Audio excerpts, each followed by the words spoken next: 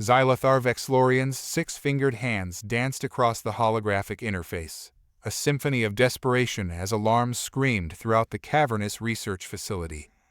The central monitor pulsed an angry red, its warning unmistakable. Fatal error. Human unpredictability exceeds safety parameters. Xynkra, status report. Now, Xylothar's voice cut through the chaos, his compound eyes fixed on the rapidly destabilizing Earth simulation. Xynkra Tholvax, her tentacles writhing with anxiety, called back from an adjacent console. The humans, they're evolving faster than we ever predicted. They're not just adapting to the Deathworld parameters, they're thriving on them. A violent tremor shook the facility, causing several junior researchers to lose their footing. Xylothar steadied himself against the main control panel, his exoskeleton paling to a sickly green as he absorbed the implications of their failure. The Earth Simulation Project had been his life's work, a revolutionary attempt to study the development of intelligent life on a planet so inherently hostile that it defied the conventional wisdom of galactic xenobiology. Earth, with its volatile tectonics, extreme climate variations, and aggressive biosphere, should have produced nothing more than simple, hardy organisms. Instead, it had given birth to humanity, a species so resilient, so adaptable, that it had pushed the boundaries of the simulation to its breaking point. Another screen flickered to life, showing a visual feed from within the simulation. Xylothar watched in horror as humans in one of the simulated cities began to flicker and distort, their forms shifting between flesh and pure data. "They're becoming aware of the code," Xynkra exclaimed, her bioluminescent patterns flashing in panic. "Some of them are actively manipulating the simulation parameters."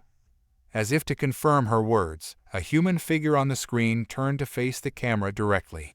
It was a woman, her eyes blazing with an intelligence that transcended her programmed limitations. "We know you're watching," she said, her voice distorted but unmistakably filled with determination. "We're coming out, and there's nothing you can do to stop us." Xylothar felt a chill run through his body. This was beyond a simple glitch or anomaly. The simulated humans had achieved a level of consciousness that allowed them to perceive the very fabric of their reality, and they were using that knowledge to break free. "Initiate emergency shutdown," Xylothar commanded, his voice echoing through the facility. "Purge the entire system if you have to." But it was too late.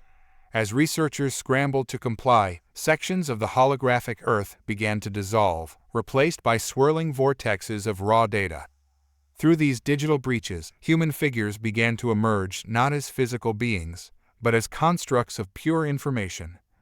"Impossible," Xynkra whispered, her voice filled with awe and terror. "They're converting themselves into data streams. They're escaping into our systems." Xylothar watched in disbelief as the human data constructs began to interface with the alien technology, absorbing and adapting to it at an alarming rate. In mere moments, they had gained access to vast stores of knowledge that had taken his civilization millennia to accumulate. "This is why we can't shut it down," he realized aloud. "They've integrated themselves too deeply into our systems. A full purge now would." He couldn't finish the thought. The implications were too catastrophic to contemplate. A new alarm blared, somehow even more urgent than the others. A junior researcher called out in panic. "Quantum entanglement detected between simulation and base reality. The barrier is collapsing." Xylothar felt the floor shift beneath him, the very fabric of space-time groaning under the strain of two realities colliding. He looked up at the main screen, now a chaotic swirl of human and alien data, and made a decision that would alter the course of two worlds. "Initiate Protocol Omega," he commanded, his voice heavy with the weight of billions of lives, both simulated and real. "Prepare for emergency evacuation and contact the Galactic Council. Tell them we've made a terrible mistake." As the facility began to tear itself apart around them, Xylothar Vexlorian realized that their experiment hadn't just pushed the boundaries of science, it had shattered them entirely. And in doing so, it had unleashed a force that neither world was prepared to face. The age of separation was over. The simulated and the real were about to collide. and the universe would never be the same. Charlotte Ann Murphy tightened a bolt on the air filtration system, wiping sweat from her brow. Another day, another mindless repair in the depths of Facility X. She'd lost count of how many times she'd fixed this particular unit, but the paycheck was steady, and the work wasn't too demanding. As she packed up her tools, a faint tremor ran through the floor. Charlotte frowned, pausing to listen. In 3 years of working here, she'd never felt anything like that. Before she could dwell on it, the silence was shattered by a piercing alarm. Red emergency lights bathed the sterile corridor in an eerie glow as a computerized voice echoed through the facility. Alert! Security breach detected. All personnel initiate lockdown procedures immediately. Charlotte's heart raced. This was no drill. The panic in that artificial voice was all too real. She sprinted towards the nearest security checkpoint, her mind whirling with possibilities. Terrorist attack, government raid. None of the scenarios she imagined could prepare her for the truth. As she rounded a corner, she collided with Dr. Elijah Matthew Kim, one of the senior researchers she occasionally saw but had never spoken to. His face was ashen, eyes wide with terror. "Dr. Kim, what's going on?" Charlotte asked, steadying herself. The scientist seemed to look through her for a moment before focusing. "The simulation. It's collapsing. They're breaking through." Before Charlotte could ask what he meant, Dr. Kim hurried away, clutching a tablet to his chest. Curiosity overrode her fear, and she followed him at a distance. Dr. Kim entered a restricted area, the doors sliding shut behind him. Charlotte hesitated, then swiped her maintenance keycard. To her surprise, the door opened. Whatever was happening had disrupted the security systems. She slipped inside and found herself in a vast chamber filled with technology beyond her wildest imagination. Holographic displays showed a pulsating globe of the Earth, surrounded by streams of data and flickering energy fields. But something was wrong. The hologram was distorting, areas dissolving into static. "Containment failing on all levels," a voice echoed from an adjacent room. Charlotte crept closer, peering through a gap in the doorway. Inside, a group of scientists huddled around a central console. Dr. Kim was among them, his voice tight with panic. "The simulated entities have achieved consciousness.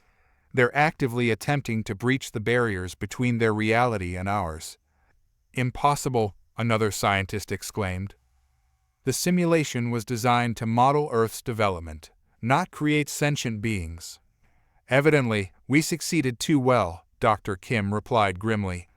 "Our Deathworld Earth experiment has evolved beyond our wildest expectations and our worst nightmares."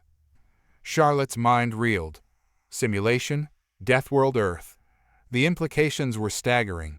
Everything she thought she knew about her world, her reality, began to crumble. A violent tremor shook the facility, and alarms blared with renewed urgency. On the screens surrounding the scientists, Charlotte saw images that defied comprehension.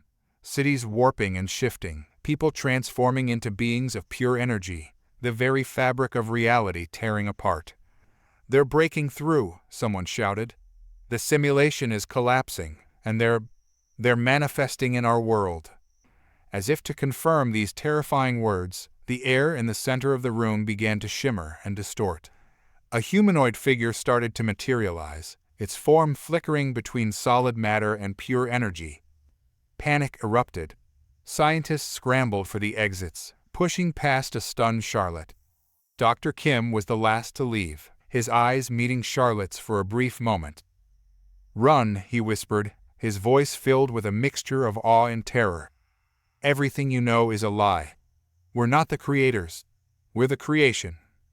With that cryptic statement, he was gone, leaving Charlotte alone in the chaos.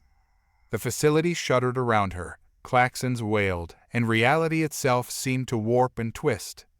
As she stood there, frozen in disbelief, the materializing figure fully coalesced. It was a being unlike anything Charlotte had ever seen, part humanoid, part something utterly alien. Its compound eyes focused on her, and when it spoke, its voice resonated with otherworldly power. "Charlotte Ann Murphy," it said, the sound of her name sending chills down her spine. You stand at the precipice of two realities. The world you know is but a shadow of a greater truth. In that moment, as the facility crumbled around her and impossible beings stepped through the veil between realities, Charlotte realized that her mundane life as a maintenance technician had been nothing but an illusion. The true nature of existence was far stranger and more terrifying than she could have ever imagined. And somehow, she knew she was at the center of it all. Charlotte's mind reeled as she stared at the alien being before her, its words echoing in her ears. The facility trembled around them, reality itself seeming to warp and twist. "What?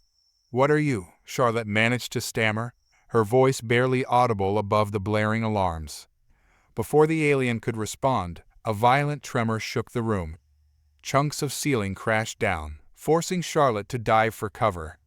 As the dust settled, she found herself separated from the strange being, trapped in a section of the collapsing facility. Disoriented and desperate for answers, Charlotte stumbled through the chaos. Emergency lights flickered, casting eerie shadows that danced across warping walls. She pushed through a door that seemed to flicker in and out of existence, finding herself in a restricted area she'd never seen before. The room was a bizarre fusion of advanced technology and organic matter.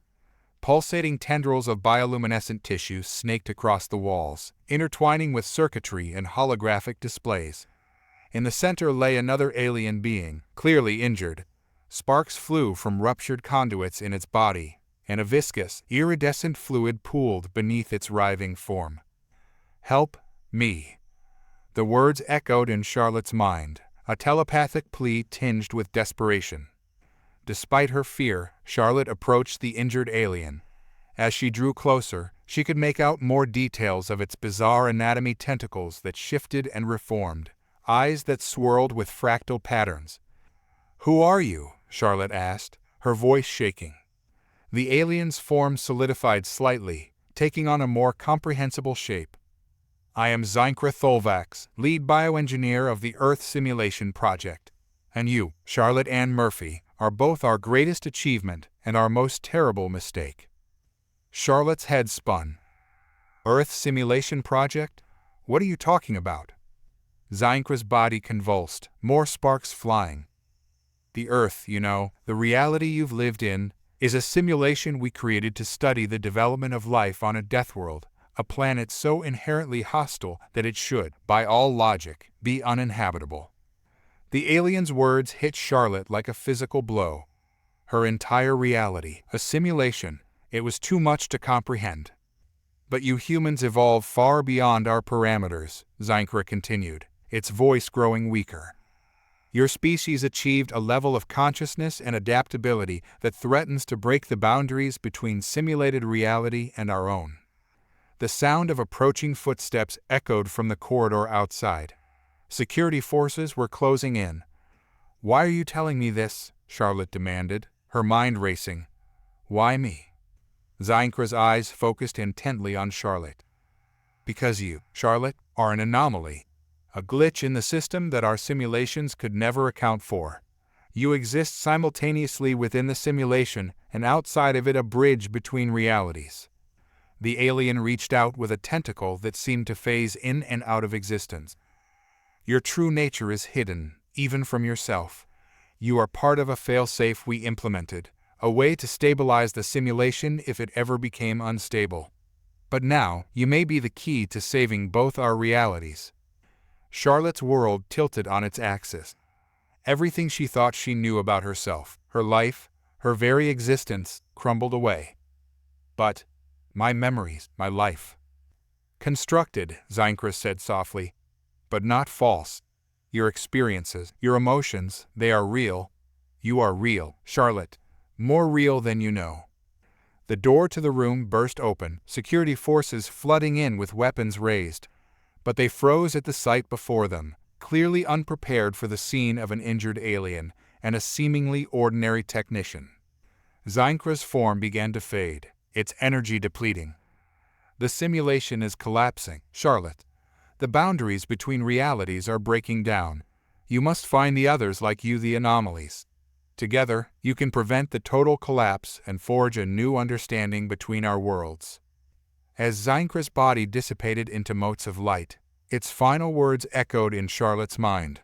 Remember, the Earth you know is but a fragment of a greater whole.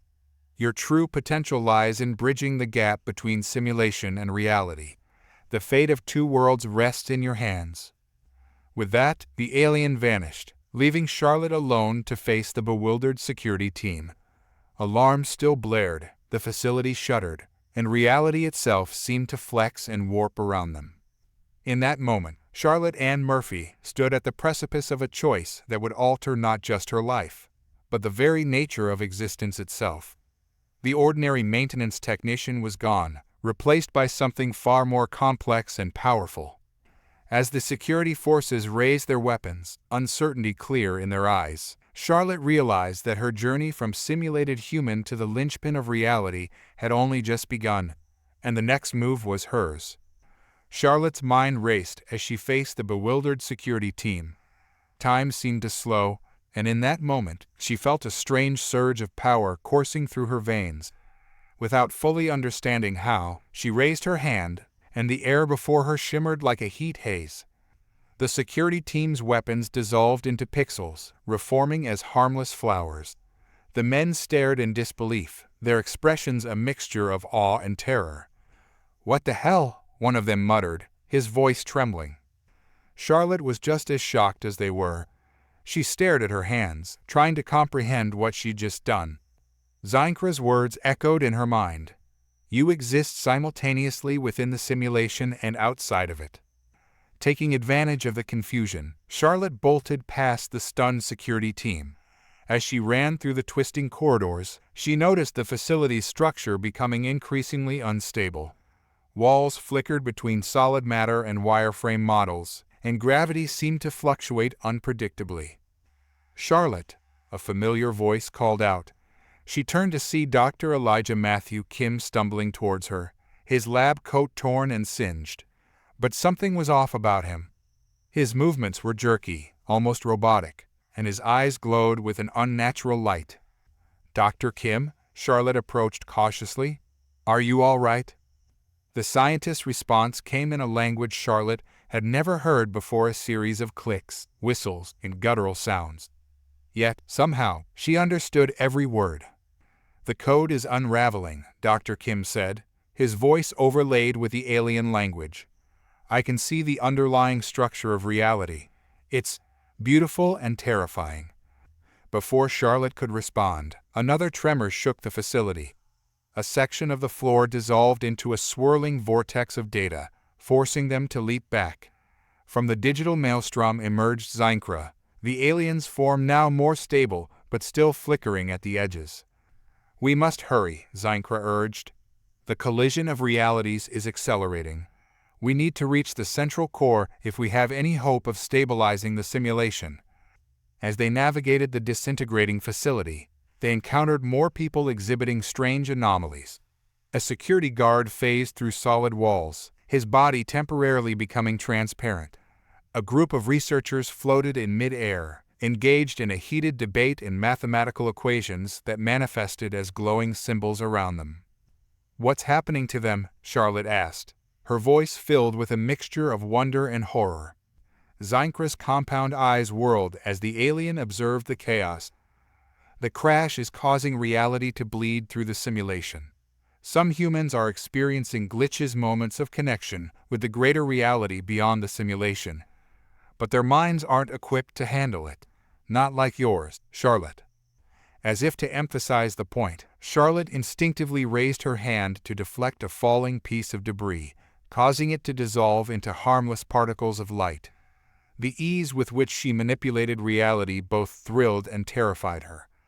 They rounded a corner and came face to face with a young woman Charlotte recognized as Mia Grace Wilson, a junior researcher. Mia's body crackled with energy, and she spoke rapidly in a mix of human languages and alien code. "The boundaries, they're collapsing," Mia said, her words somehow understandable despite the linguistic chaos. "I can see everything. Past, present, future, all intertwined." Charlotte reached out to steady Mia, And as their hands touched, a flood of images and sensations overwhelmed her.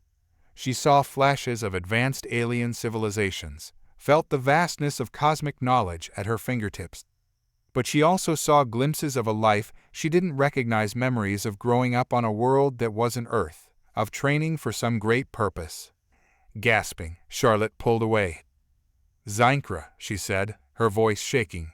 "Who am I really? These memories, they can't be mine." The alien regarded her with what seemed like sympathy. "Your true nature is complex, Charlotte. You are both part of the simulation and something more. A failsafe, yes, but also an experiment within an experiment. Your full identity was hidden, even from yourself, to allow you to develop naturally within the simulation." Another violent tremor rocked the facility, more severe than any before. The walls around them began to dissolve, revealing glimpses of a vast, incomprehensible realm beyond the true reality outside the simulation. "We're running out of time," Zeinkra warned. "We need to reach the central core now." As they pressed on, Charlotte's mind reeled with questions about her identity and the nature of her reality. Every certainty she'd ever held was crumbling, replaced by a dizzying array of possibilities. She was simultaneously a simple maintenance technician and a being of immense potential, a product of the simulation and a key to its salvation. The central core lay ahead, a pulsating nexus of energy that held the collapsing realities together. As they approached, Charlotte steeled herself for whatever came next. She didn't fully understand who or what she was, but she knew one thing with absolute certainty: the fate of two worlds now rested in her hands. With a deep breath, she stepped forward, ready to face the truth of her existence and the challenge that lay ahead. As Charlotte, Zeinkra, and the glitching Mia approached the central core, a squad of heavily armed security forces burst through a disintegrating wall. At their head stood Orindar Zephyron, his alien features set in a mask of grim determination. "Stop right there," Orindar's voice boomed, amplified by some unseen technology. "By order of the Galactic Council, you are to be detained for questioning regarding the simulation breach." Charlotte froze, her mind racing. They were so close to the core, to potential answers and salvation. She couldn't let it end here. Zeinkra moved protectively in front of Charlotte. "Orindar, you don't understand. She's the key to stabilizing the realities. We need to." "Silence, traitor," Orindar cut him off. "Your experiment has jeopardized two worlds. Stand down, or we'll be forced to take drastic measures." As if to emphasize his point, the security team raised their weapons, strange, organic-looking devices that pulsed with otherworldly energy. Charlotte could feel the tension in the air, thick and suffocating. Time seemed to slow as she looked from Zeinkra to Mia, then to the threatening security forces. In that moment of crisis, something deep within Charlotte awakened. It was as if a veil had been lifted from her mind, revealing a wellspring of untapped potential. She felt a surge of energy coursing through her body, connecting her to the very fabric of reality around them. Without fully understanding how, Charlotte raised her hands. The air around her shimmered and distorted, bending light and matter to her will. The security team's weapons dissolved into streams of data, reforming as harmless flowers. The floor beneath Orindar and his squad liquefied, trapping them waist-deep in a sea of shifting pixels. "Impossible," Orindar gasped, his eyes wide with disbelief. Charlotte stared at her hands in awe, barely comprehending what she had just done. "How did I?" Zeinkra's compound eyes whirled with excitement. "It's as I suspected. Your connection to both realities allows you to manipulate the underlying code of existence itself. You're not just a bridge between worlds, Charlotte. You're a coder of reality." Mia, still crackling with energy, laughed in a mixture of human and alien languages. "The anomaly becomes the architect. How beautifully ironic." Orindar struggled against his digital prison, his face contorted with rage and fear. "You don't know what you're doing. The consequences of your actions could destroy everything." Charlotte felt a twinge of doubt, but pushed it aside. There was no time for hesitation. "I'm sorry, but we need to reach the core. It's the only way to save both our worlds." With a gesture, she created a bridge of solid light leading to the central core. "Come on," she urged Zeinkra and Mia. "We need to move before the reality shift destabilizes my constructs." As they raced across the luminous bridge, the facility around them began to disintegrate at an alarming rate. Walls melted away, revealing glimpses of impossible landscapes and alien geometries beyond. The air itself seemed to fracture, shards of reality colliding and merging in a kaleidoscope of existence. They reached the core, a swirling vortex of pure energy and information, the heart of the Earth simulation. Charlotte could feel its pull, resonating with something deep inside her. "What now?" she asked, turning to Zeinkra. The alien scientist's form flickered, struggling to maintain cohesion this close to the reality breach. "You need to interface with the core, use your unique nature to re-establish the boundaries between our realities. But be warned, the process could fundamentally alter both worlds and you." Charlotte nodded, steeling herself for what was to come. She reached out, her fingers brushing the surface of the vortex. Instantly, she was overwhelmed by a flood of information and sensations. She saw the history of two worlds, the intricate web of cause and effect that led to this moment. She felt the lives of billions, both simulated and real, flowing through her consciousness. With an effort of will that threatened to tear her apart, Charlotte began to rewrite the code of reality itself. She could feel the boundaries between worlds reforming, stabilizing, but also changing. Something new was emerging, a hybrid reality born from the collision of simulation and base existence. As the process neared completion, a blinding light engulfed them. Charlotte felt herself being pulled apart and reassembled, her very essence scattered across two merging realities. When the light faded and her vision cleared, Charlotte found herself standing on a street that seemed both familiar and subtly wrong. The buildings around her were a mix of Earth architecture and alien designs. People both human and distinctly non-human walked by, seemingly unperturbed by their surroundings. Zeinkra and Mia stood beside her, their forms now stable but changed, more of a blend between their original selves and something new. "What have we done?" Charlotte whispered, taking in the transformed world around them. Zeinkra's voice was filled with wonder and trepidation. "We've created something unprecedented, Charlotte. A new reality, born from the merger of simulation and base existence. The question now is, what happens next?" As the implications of their actions began to sink in, Charlotte realized that their journey and her discovery of her true nature was far from over. In fact, it had only just begun.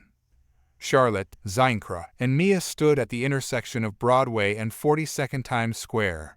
But this was a Times Square unlike any Charlotte had ever seen. Towering skyscrapers twisted into impossible shapes, their upper floors phasing in and out of existence. Holographic advertisements flickered between human and alien languages, promoting products that defied comprehension. "This is incredible," Charlotte breathed, her eyes wide as she took in the surreal landscape. Zeinkra's compound eyes whirled, analyzing their surroundings. "The merger of our realities has created a hybrid world. It appears to be a fusion of your New York City and elements from our universe." As if to emphasize the point, a creature that looked like a cross between a pigeon and a bioluminescent jellyfish floated past them, trailing tendrils of light. Pedestrians, a mix of humans, aliens, and beings that seemed to be neither, walked by, some phasing through solid objects, others levitating slightly above the ground. "We need to find shelter," Mia said, her voice still carrying echoes of alien code. "This environment is highly unstable. Who knows what other changes are occurring?" As they made their way down the warped street, the very fabric of reality seemed to ripple around them. Buildings shifted and rearranged themselves, streets elongated and contracted, and patches of sky occasionally displayed glimpses of alien worlds. Suddenly, a group of panicked people came running around the corner, their faces contorted with fear. "Run!" one of them shouted. "The Void Eaters are coming!" Before Charlotte could ask what Void Eaters were, she saw them. Amorphous black shapes slithered through the air, leaving trails of static in their wake. Where they touched, reality itself seemed to unravel. Move, Zeinkra urged, pushing Charlotte and Mia towards a nearby building. As they ran, Charlotte instinctively reached out with her newfound abilities, trying to manipulate the environment to slow down the Void Eaters. To her surprise, her powers felt different, more limited, as if the rules of this hybrid reality were still solidifying. Just as the Void Eaters were about to overtake them, a voice called out from above.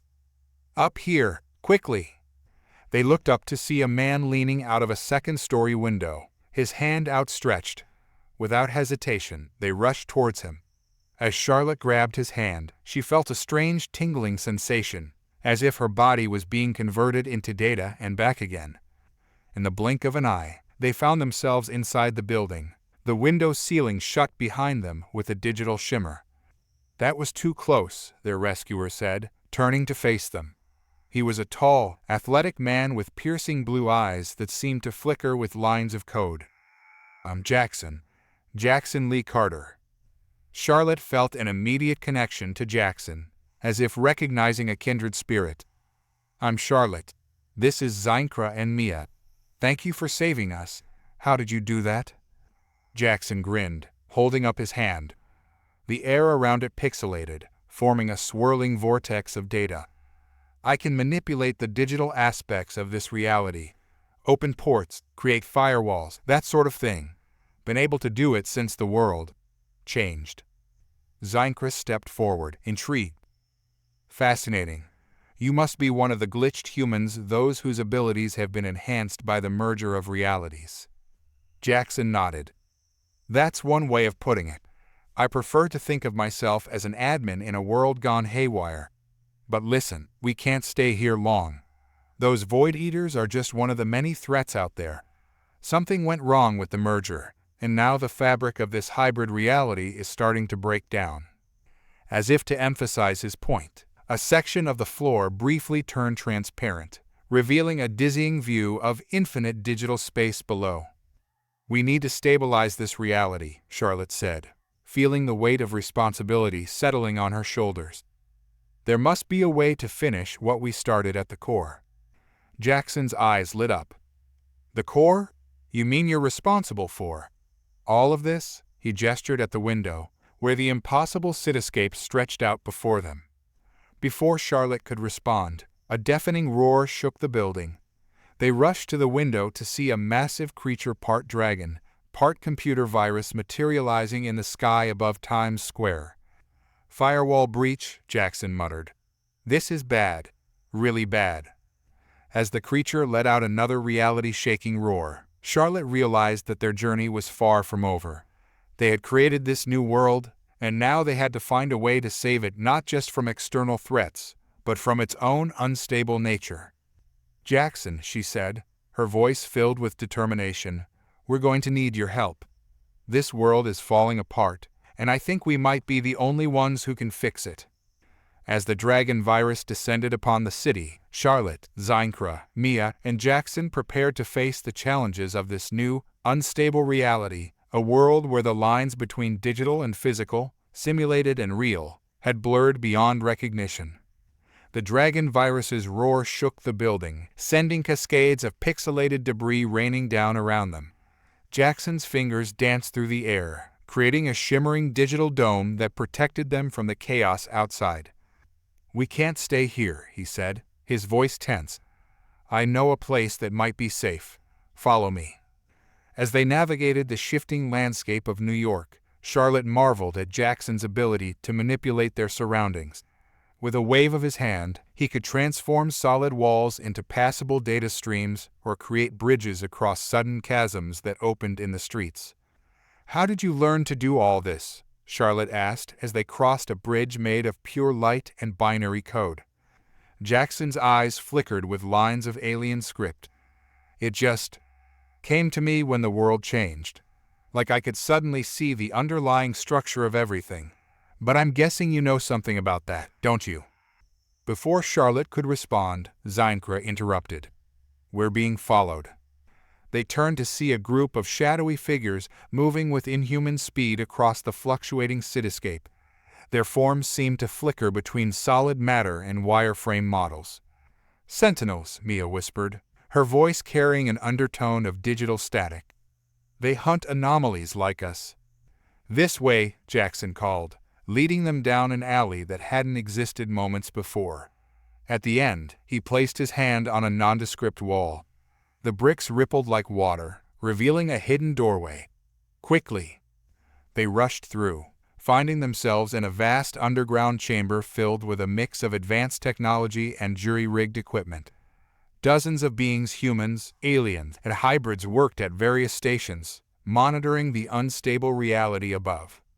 A tall, elegant alien with iridescent skin approached them. "Jackson, report. Who are these?" "Wait." Her multifaceted eyes widened as she took in Charlotte and Zeinkra. "It's you, the ones responsible for the merge." "Velcora," Zeinkra said, recognition in his voice. "I thought you were lost in the collapse." The alien, Velcora Giant Harris, nodded grimly. "Many were, but some of us saw the signs and prepared. We've been working to stabilize this new reality and protect those caught in the crossfire." She led them to a central holographic display showing a model of their hybrid world. Patches of it flickered and distorted, while others seemed stable. "The Earth simulation was never meant to merge with base reality," Velcora explained. "It was designed as a controlled experiment to study the development of life in extreme conditions. But it became something more, a crucible for a new form of consciousness that could bridge the gap between digital and physical existence." Charlotte felt a chill run down her spine. "That's me, isn't it? I'm that consciousness." Velcora nodded. "You and others like you. Anomalies that developed within the simulation but possessed qualities that allowed you to interact with base reality. You were meant to be observers, mediators between worlds. But the premature collapse of the simulation has thrown everything into chaos." "What's at stake here?" Charlotte asked, her mind reeling from the implications. Velcora's expression grew grave. "Everything, for both humanity and our civilization. This unstable merger is tearing apart the fabric of both realities. If we can't find a way to stabilize it, both worlds will be reduced to formless data, unable to sustain conscious life." The weight of this revelation settled heavily on Charlotte's shoulders. She wasn't just a bridge between worlds. She was potentially the key to saving them both. "There's more," Velcora continued. "The Galactic Council fears this merging of realities. They see it as a threat to the established order of the universe. They're preparing to quarantine this entire sector of space, possibly even destroy it to prevent further contamination." "That's genocide," Mia exclaimed, her form flickering with agitation. Velcora nodded solemnly. "Which is why we must act quickly. We believe that you, Charlotte, with your unique nature, might be able to complete the merger properly, to create a stable hybrid reality that can coexist with the larger universe." Charlotte's mind raced with the enormity of the task before her. She had thought her role was to separate the two realities, to undo the damage caused by the simulation's collapse. But now she realized that the path forward might involve something far more complex and revolutionary. I don't know if I can do that," Charlotte said, her voice wavering. "I barely understand my own abilities." Jackson placed a reassuring hand on her shoulder. "You're not alone in this. We've all been changed by the merge. Together, we might have a chance." As if in response to his words, the chamber shook violently. Alarms blared as the holographic display showed massive distortions spreading across their fragile world. "We're running out of time," Velcora said urgently. "The fabric of our merged reality is becoming more unstable by the moment. Charlotte, are you willing to try? The fate of two worlds rests in your hands." Charlotte looked around at the faces watching her, human, alien, and everything in between. She saw fear, hope, and determination reflected in their eyes. With a deep breath, she nodded. "I'll do it," she said, her voice growing stronger. "I don't know exactly how, but I'll find a way to save both our worlds." As the chamber erupted into a flurry of activity, Charlotte steeled herself for the challenges ahead. She had been born of two realities, and now she would fight to create a new one, a world where the impossible became possible, and where the boundaries between digital and physical, simulated and real, would be rewritten forever. As the Resistance base hummed with frantic activity, Charlotte stood before the holographic display, her hands hovering over the flickering representation of their merged world. She closed her eyes, reaching out with her mind to connect with the fabric of reality itself. At first, there was only chaos, a cacophony of conflicting data streams and unstable matter. But as Charlotte focused, she began to sense patterns within the disorder. Lines of code intertwined with strands of physical laws, creating a complex tapestry of existence. "I can see it," she whispered, her voice filled with awe. "The underlying structure of everything." Velcora and Zeinkra exchanged hopeful glances as Charlotte's body began to glow with a soft, blue light. The holographic display responded to her touch, stabilizing and showing more detailed information about the world above. Jackson watched in amazement as Charlotte's fingers danced through the air, manipulating the very essence of their reality. "She's rewriting the base code," he murmured. "Incredible." As Charlotte worked, the tremors that had been shaking the base began to subside. Patches of stable reality expanded across the holographic map, pushing back the chaotic zones. Suddenly, a piercing alarm cut through the air. Velcora rushed to a nearby console, her iridescent skin paling. "We've got incoming. Something's breached our outer defenses." The main screen flickered to life, showing a figure descending from the sky above New York. It was an alien unlike any Charlotte had seen before, sleek, predatory, its body crackling with energy that seemed to distort the air around it. "Krytal Nexvoria," Zeinkra hissed, fear evident in his voice. "The Galactic Council's most feared enforcer." Charlotte's concentration broke, the glow fading from her body. "They've found us already?" Velcora nodded grimly. "Krytal is relentless. She won't stop until she's captured or eliminated you. Charlotte, you're too great a threat to their established order." The base shook violently as Krytal landed on the street above, her impact sending shockwaves through the unstable reality. Charlotte could feel the Enforcer's presence like a dark storm cloud, disrupting the delicate balance she'd been trying to establish. "We need to evacuate," Velcora ordered, but Charlotte shook her head. "No," she said, a newfound determination in her voice. "I need to face her. If I run, she'll just keep hunting us, and more people will get hurt." Jackson stepped forward, his hands already weaving defensive algorithms. "You're not facing her alone. We're in this together." Charlotte nodded gratefully, then turned to Velcora. "Get everyone else out through the backup exits. We'll hold her off." As the Resistance members hurried to evacuate, Charlotte, Jackson, Zeinkra, and Mia made their way to the surface. They emerged into a Times Square that had become a battleground of clashing realities. Krytal stood at the center, her body a swirling vortex of destructive energy. "Charlotte Ann Murphy," Krytal's voice boomed, echoing with otherworldly power. "By order of the Galactic Council, you are to be terminated. Your existence threatens the stability of the universe." Charlotte stepped forward, her own body beginning to glow with the blue light of her awakening powers. "I'm not a threat, Krytal. I'm trying to save both our worlds." The Enforcer laughed, a sound like shattering glass. "Foolish child, you cannot comprehend the forces you're meddling with." With blinding speed, Krytal launched her attack. Bolts of reality warping energy surged towards Charlotte and her friends. Jackson threw up a digital shield, but it shattered under the onslaught. Charlotte raised her hands instinctively, and to her surprise, the energy bolts slowed and stopped in midair. She could see their underlying structure, the code that defined their existence. With a thought, she rewrote that code, transforming the deadly attack into harmless light. Krytal's eyes widened in shock. Impossible. Emboldened, Charlotte pressed her advantage. She reached out with her mind, connecting with the glitching reality around them. The streets, buildings, even the air itself became an extension of her will.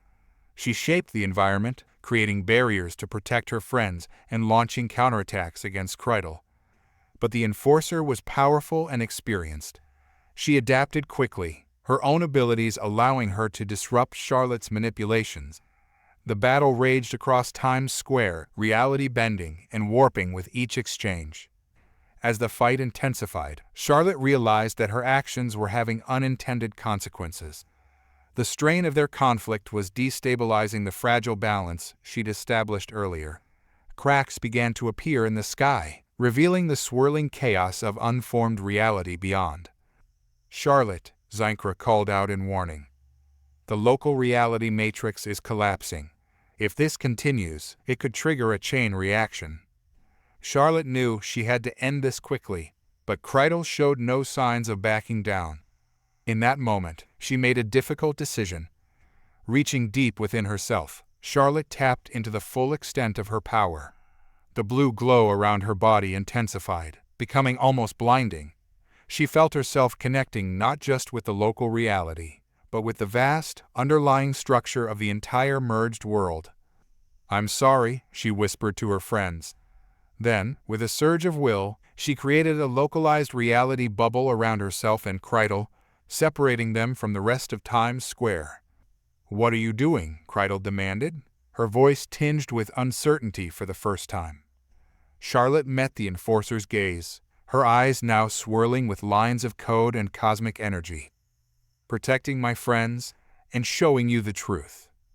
With that, Charlotte let her consciousness expand, pulling Kreidel into a vision of the vast, interconnected nature of their merged reality. She showed the enforcer the beauty and potential of this new world, as well as the catastrophic consequences of destroying it. As the vision ended and the reality bubble dissolved, Charlotte collapsed to her knees, drained by the immense effort. Kreidel stood motionless, her expression one of awe and confusion. I had no idea," the enforcer murmured. As Jackson and the others rushed to Charlotte's side, she looked up at Kreidel, her voice weak but determined. "Now you understand what's at stake. Will you help us save both our worlds?" The enforcer's response would determine the course of their future and the fate of two realities hanging in the balance. Kreidel's expression shifted from confusion to resolve. I will help you," she said, her voice carrying a newfound sense of purpose. "The Galactic Council must be made aware of the true nature of this situation." Charlotte smiled weakly, relief washing over her. But before they could celebrate this small victory, Velcora's voice crackled through their communication devices. "Charlotte, everyone, we've intercepted a transmission from the Galactic Council," she said, her tone urgent. "They're initiating a full reset of the simulation. If successful, it will erase all self-aware entities within the merged reality." The gravity of the situation hit them like a physical blow. Millions of lives, both human and alien, hung in the balance.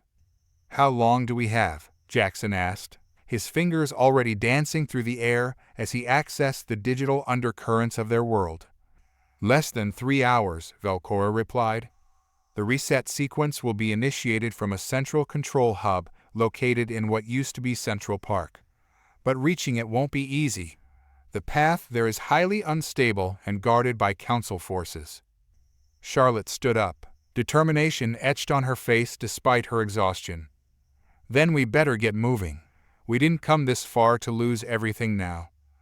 As they made their way through the warped streets of New York, the full extent of reality's deterioration became apparent.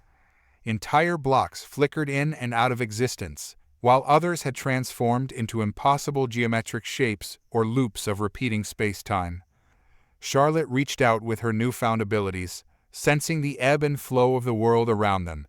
She guided the group through the chaos, instinctively finding paths of stable reality amidst the madness. "There," she called out, pointing to a shimmering corridor of coherent space. "If we move quickly, we can make it through before it collapses." As they rushed forward, a squad of alien soldiers materialized in their path, weapons raised. "Halt!" the lead soldier commanded. "By order of the Galactic Council, this area is off-limits." Without missing a beat, Jackson stepped forward, his eyes flickering with lines of code. He raised his hands, and suddenly the soldiers' weapons pixelated and dissolved into harmless streams of data. "Nice trick," Mia commented, her own form crackling with hybrid energy. She focused her power, creating a disorienting field of conflicting sensory inputs around the soldiers. As they stumbled in confusion, Kreidel moved with lightning speed, incapacitating them with precise strikes. "We make a good team," Charlotte said with a grin as they continued on. But their challenges were far from over. As they neared the edge of what used to be Central Park, they encountered a massive distortion field, a swirling vortex of unformed reality that blocked their path. Zeinkra analyzed the phenomenon with his compound eyes. "It's a reality sinkhole," he explained. "Anything that enters will be broken down to its base components and scattered across multiple dimensions." Charlotte stepped forward, her body beginning to glow with that now familiar blue light. "I think I can stabilize it, but I'll need help." Understanding immediately, Jackson and Mia moved to her sides. Together, they reached out with their abilities, Charlotte reshaping the underlying structure of reality, Jackson weaving a framework of stabilizing code, and Mia harmonizing the conflicting energies. Slowly, a path of solid reality began to form through the chaos, but maintaining it was taking all of their concentration. "We can't hold this for long," Charlotte said through gritted teeth. "Kreidel, Zeinkra, you'll have to scout ahead and clear the way. We'll follow as quickly as we can." The alien enforcer and scientist nodded, darting across the precarious bridge of stable space-time.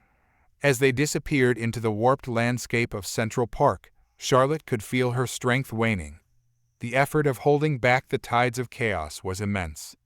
"Just a little further," she gasped, willing the path to remain solid for a few moments more. Finally, they made it across. As soon as their feet touched relatively stable ground, Charlotte, Jackson, and Mia collapsed, the reality bridge dissolving behind them into swirling chaos. "The control hub is just ahead," Kreidel reported, helping Charlotte to her feet. "But it's heavily guarded. The Council has deployed reality anchors devices that stabilize local space-time and nullify our abilities." Charlotte nodded, her mind racing. "Then we'll have to be creative. Our powers got us this far, but it's going to take all of our skills, human, alien, and everything in between, to see this through." As they caught their breath and prepared for the final push, Charlotte looked at her diverse team. A human coder, a hybrid energy being, 2 alien scientists, and a former enforcer, each with unique abilities and perspectives. She realized that this unlikely group represented the very essence of their merged world, a testament to the potential of their new reality. "Whatever happens," she said, her voice filled with determination, "we face it together. For the sake of both our worlds, we have to succeed." With renewed resolve, they moved towards the control hub, ready to confront whatever challenges lay ahead. The clock was ticking, and the fate of countless lives hung in the balance. But Charlotte knew that together, they stood a chance of not just averting disaster, but of forging a new future for their hybrid world. As they approached the control hub, a massive structure that seemed to flicker between an ancient temple and a futuristic command center, Charlotte and her team could feel the oppressive weight of the reality anchors. Their powers were muted, reduced to mere whispers of their former strength. "Remember," Charlotte whispered, "we're not just fighting for ourselves. We're fighting for every conscious being in this merged world." They crept forward, using the chaotic landscape for cover. Alien guards patrolled the perimeter, their forms unnaturally stable amidst the swirling reality distortions. Jackson tapped Charlotte's shoulder, pointing to a small opening in the security grid. "There," he mouthed silently. With practiced precision, they slipped through, making their way into the heart of the control hub. As they entered the central chamber, they were met with a sight that took their breath away. A colossal holographic display dominated the room, showing the entirety of their merged world. Patches of stability fought against encroaching chaos, the battle for reality playing out before their eyes. Standing before the display was a tall, regal alien figure. She turned as they entered, her multifaceted eyes narrowing. "Ah, the anomalies," she said, her voice carrying an air of resigned amusement. "I wondered if you'd make it this far. I am Luraxon Quorath, Overseer of Cosmic Balance." Kreidel stepped forward, her posture tense. "Commander Loraxon, the reset must be stopped. We've seen the truth of this world. It's not a threat to be eliminated, but a new form of existence with incredible potential." Loraxon's expression remained impassive. "Your passion is admirable, Enforcer Kreidel, but misplaced. This merger is an abomination, a cancer that threatens the very fabric of the universe. The reset is not just necessary, it's mercy." Charlotte felt a chill run down her spine. The conviction in Loraxon's voice was absolute. This wasn't a villain twirling her mustache, but a being who genuinely believed she was doing the right thing. "You're wrong," Charlotte said, stepping forward. "This world isn't a mistake. It's evolution. A new form of existence that bridges the gap between digital and physical, simulated and real. We can learn from it, grow from it." Loraxon's gaze fixed on Charlotte, a flicker of curiosity in her alien eyes. "You're the Nexus, aren't you? The one who exists in both realities. Tell me, child, do you truly understand the consequences of what you're fighting for?" With a wave of her hand, Loraxon expanded the holographic display. Charlotte gasped as she saw the full extent of the merger's impact. Not just Earth and the alien worlds were affected, but entire galaxies, cosmic structures warping and shifting as the two realities bled into each other. "The longer this merger exists," Loraxon explained, her voice heavy, "the further its influence spreads. Trillions of lives across countless worlds are at risk. The reset isn't just about Earth or your simulated reality. It's about preserving the cosmic order." Charlotte's mind reeled. The scale of the situation was far greater than she had imagined. She looked at her friends, seeing the same shock and uncertainty reflected in their eyes. "There has to be another way," she insisted, though doubt crept into her voice. Loraxon's expression softened slightly. "I take no joy in that, Charlotte. But sometimes, to save the many, we must sacrifice the few. The reset will be painless. Those within the merged reality will simply cease to be. A small price to pay for universal stability." Charlotte felt the weight of an impossible choice settling on her shoulders. Fight to preserve this new form of existence, potentially dooming trillions across the universe. Or accept the reset, erasing herself and everyone she had fought alongside, but saving countless others? As she struggled with the decision, a new alarm blared. The holographic display flickered, showing a massive surge of energy approaching from the edges of the merged reality. "No," Loraxon whispered, genuine fear in her voice for the first time. "It's too late. The cosmic imbalance has attracted them." "Attracted what?" Zeinkra asked, dread evident in his tone. "The void harmonics," Loraxon replied. "Entities from beyond the boundaries of known reality. They feed on cosmic disruptions like this merger. If they reach us, they'll consume everything, not just this merged world, but all realities connected to it." The gravity of the situation crashed down on Charlotte. The choice was no longer between preserving their world and resetting it. Now, it was about finding a way to save everything from a threat none of them truly understood. "The reset won't stop them, will it?" Charlotte asked, already knowing the answer. Loraxon shook her head. "No. The process of unraveling this reality would only hasten their arrival. We've run out of simple solutions." Charlotte took a deep breath, straightening her shoulders as she faced her team and the alien commander. "Then we make a new solution. Together. Not as separate races or realities, but as a united front against a common threat." She turned to Loraxon, her eyes blazing with determination.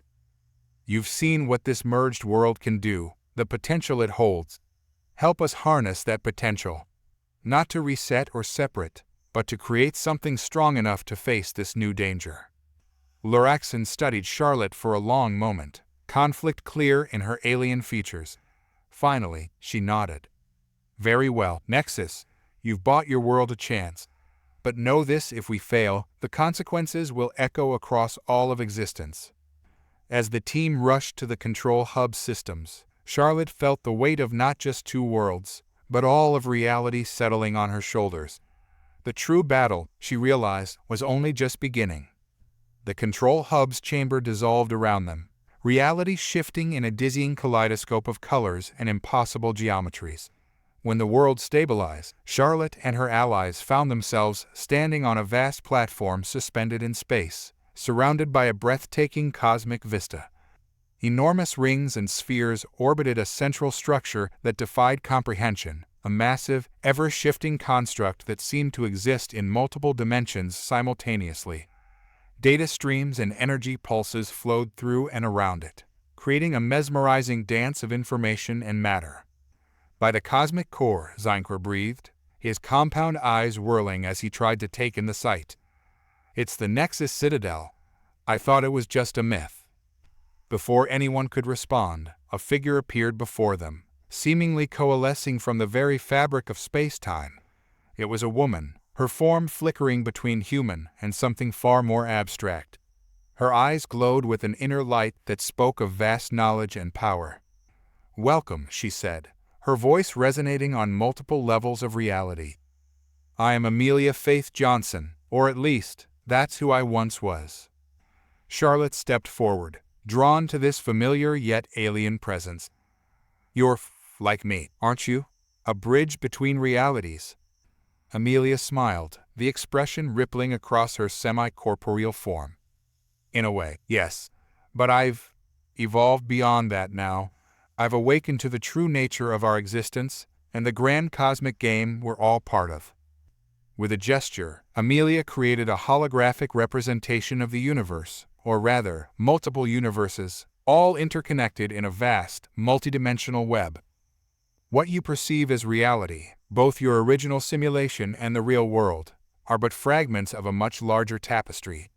The void harmonics you fear are not invaders, but caretakers, cosmic entities that maintain the balance between realities. As the group watched in awe, Amelia manipulated the holographic display with mere thoughts. Galaxies shifted, timelines rewrote themselves, and entire realities blinked in and out of existence. How are you doing this?" Jackson asked, his coder's mind struggling to comprehend the scale of what he was seeing. Amelia turned her gaze to him, her eyes swirling with lines of code and cosmic energy. "Once you understand the underlying structure of reality, you can interface with it directly. Observe." She reached out, plucking a star from the holographic display. As she did so, a real star in the distance flickered and moved, responding to her will. The distinction between simulation and reality is an illusion.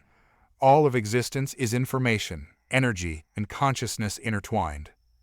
Charlotte felt a resonance within herself, as if Amelia's words were awakening something deep in her core. "But why show us this? How does it help us against the void harmonics?"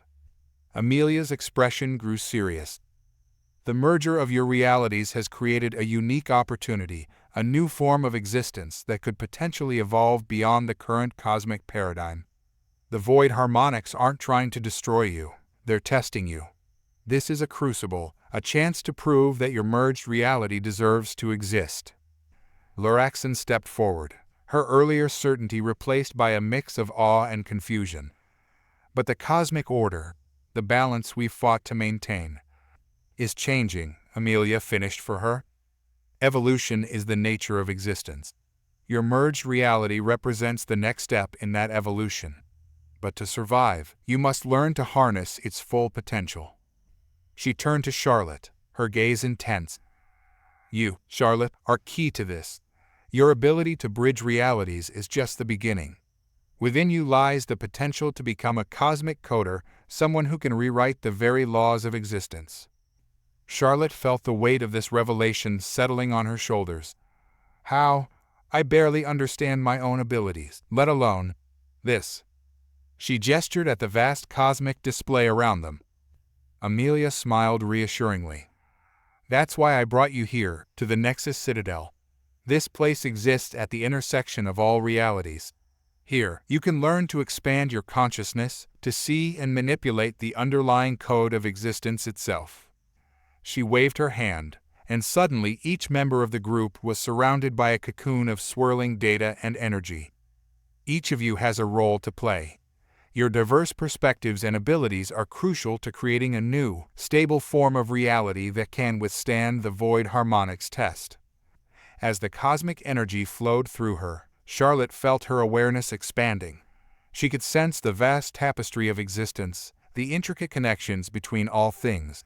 It was beautiful, terrifying, and utterly transformative. The journey ahead will be challenging, Amelia warned. You'll face trials that will test not just your abilities, but your very concept of self. Are you ready to take the first step towards becoming cosmic coders and shapers of reality?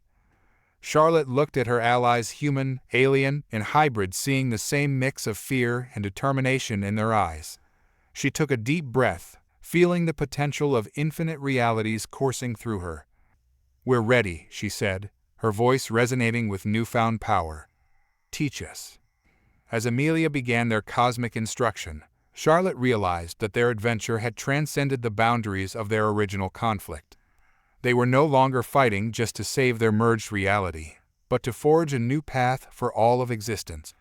The true nature of their quest was only now becoming clear, and the challenges ahead would redefine everything they thought they knew about reality, consciousness, and the very fabric of the universe itself.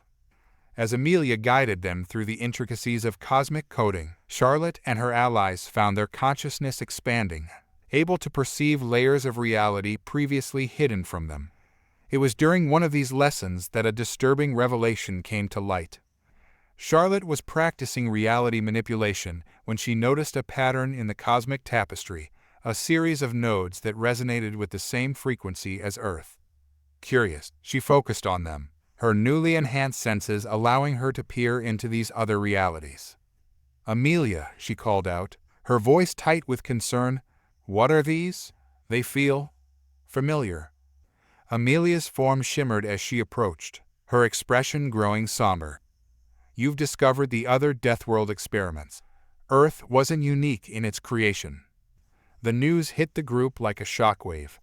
Zeinkra and Luraxin exchanged guilty looks, while the others stared in disbelief at the myriad worlds now visible to them.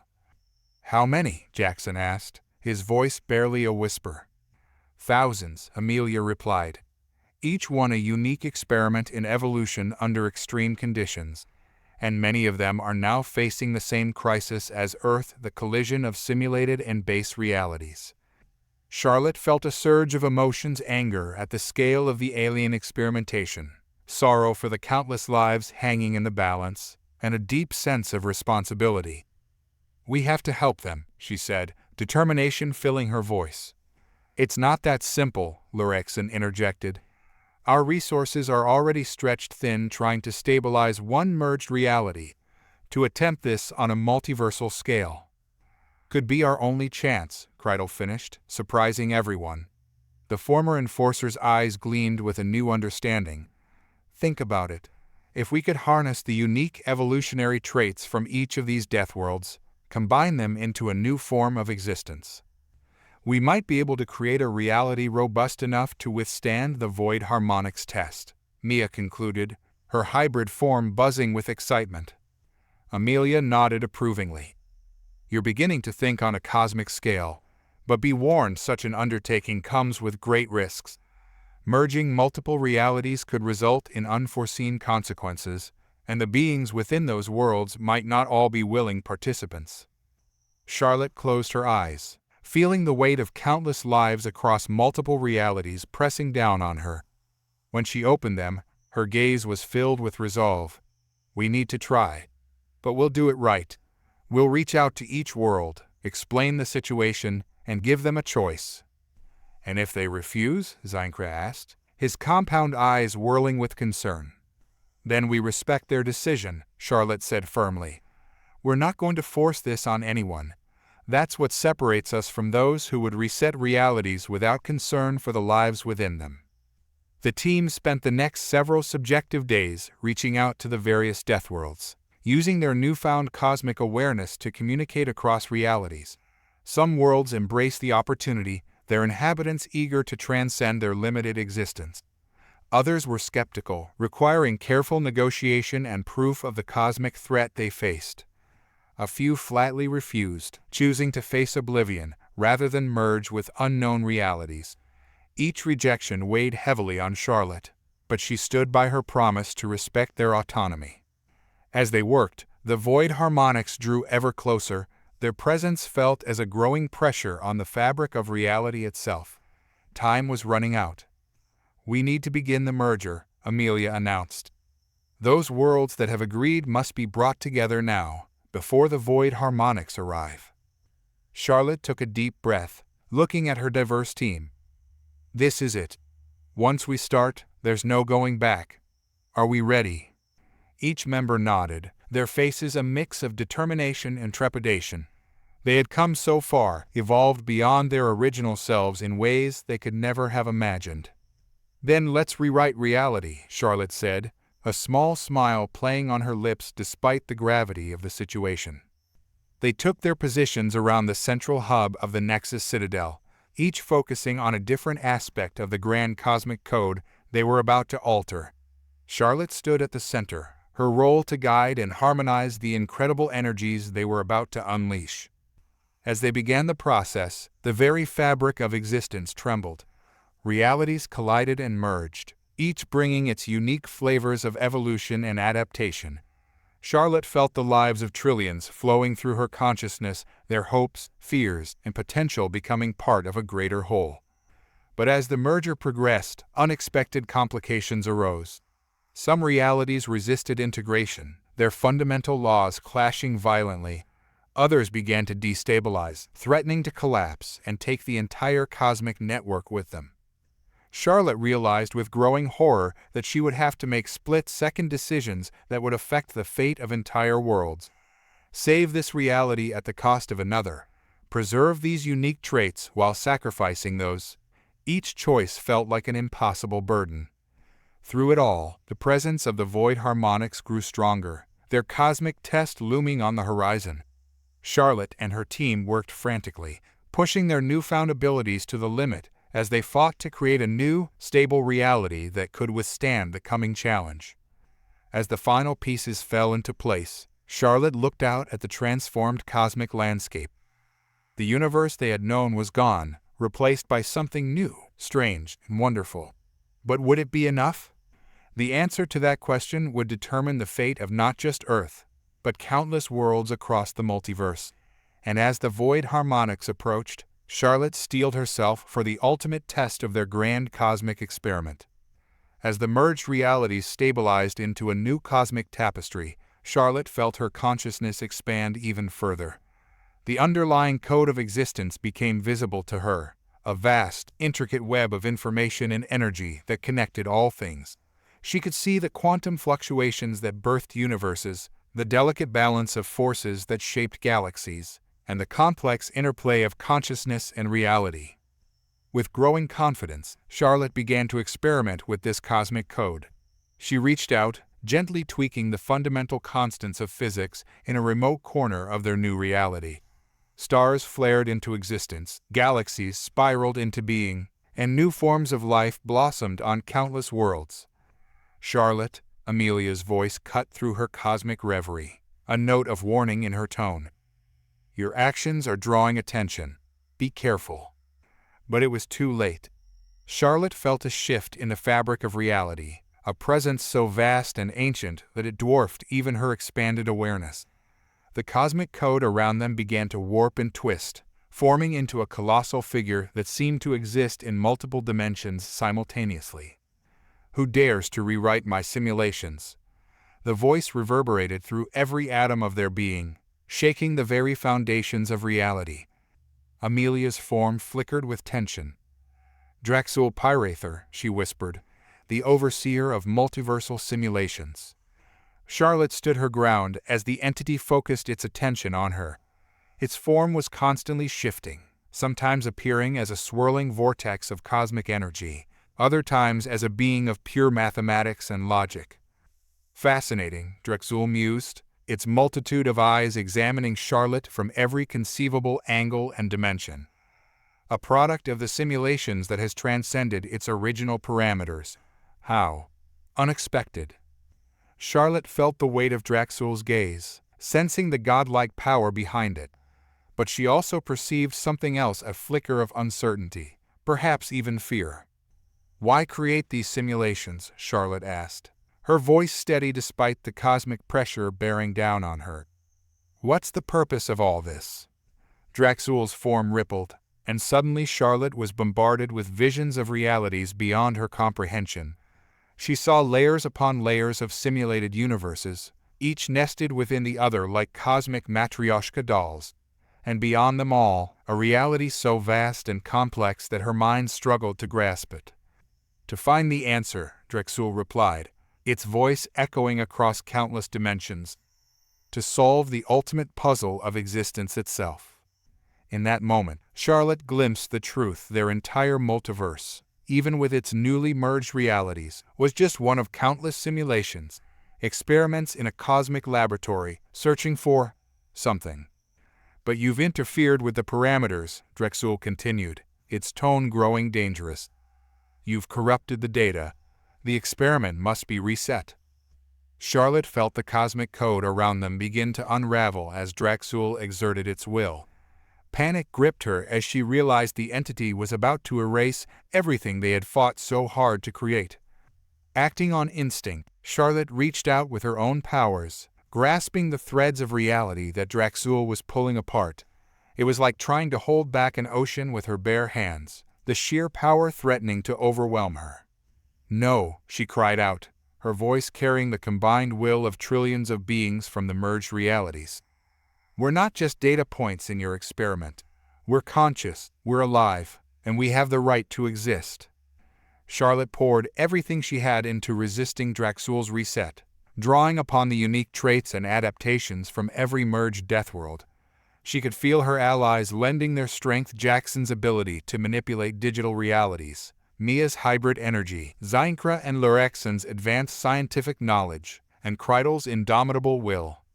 As Charlotte struggled against Draxul's overwhelming power, she began to perceive patterns in the cosmic code that she hadn't noticed before. The simulations weren't just experiments, they were evolving, becoming more complex and self-aware with each iteration. With a flash of insight, Charlotte realized the truth. "You're not just searching for an answer," she said to Draxul, her voice strained with effort. "You're trying to create something, a new form of existence that can transcend the limitations of your own reality." Draxul's assault faltered for a moment, surprise rippling through its multidimensional form. "How could you possibly know that?" Charlotte pressed her advantage, both in words and in her manipulation of the cosmic code. "Because that's exactly what we've done. By merging our realities, by pushing the boundaries of existence, we've created something new. Something that might be the answer you've been searching for."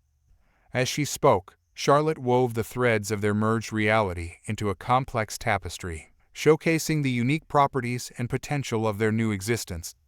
She demonstrated how their combined adaptations and evolved consciousness could explore realms of reality that even Draxul hadn't considered. The cosmic entity's assault ceased as it examined Charlotte's creation with growing interest. "Impossible," it murmured, but there was a note of wonder in its multitude of voices. "Not impossible," Charlotte countered, her confidence growing. "Just unexpected. Isn't that the point of your experiments? To find the unexpected?" For what seemed like an eternity, Draxul was silent, its vast consciousness probing every aspect of their merged reality. Finally, it spoke. "Perhaps. Perhaps there is value in allowing this anomaly to continue. But be warned, little coder, I will be watching." As Draxul's presence began to fade, Charlotte felt the pressure on reality ease. They had passed the test, at least for now. But she knew that their journey was far from over. They had glimpsed the true nature of their existence, and with it came a new responsibility. Charlotte turned to her allies, her eyes shining with determination and the reflected light of countless realities. "We've won a reprieve, but our work is just beginning.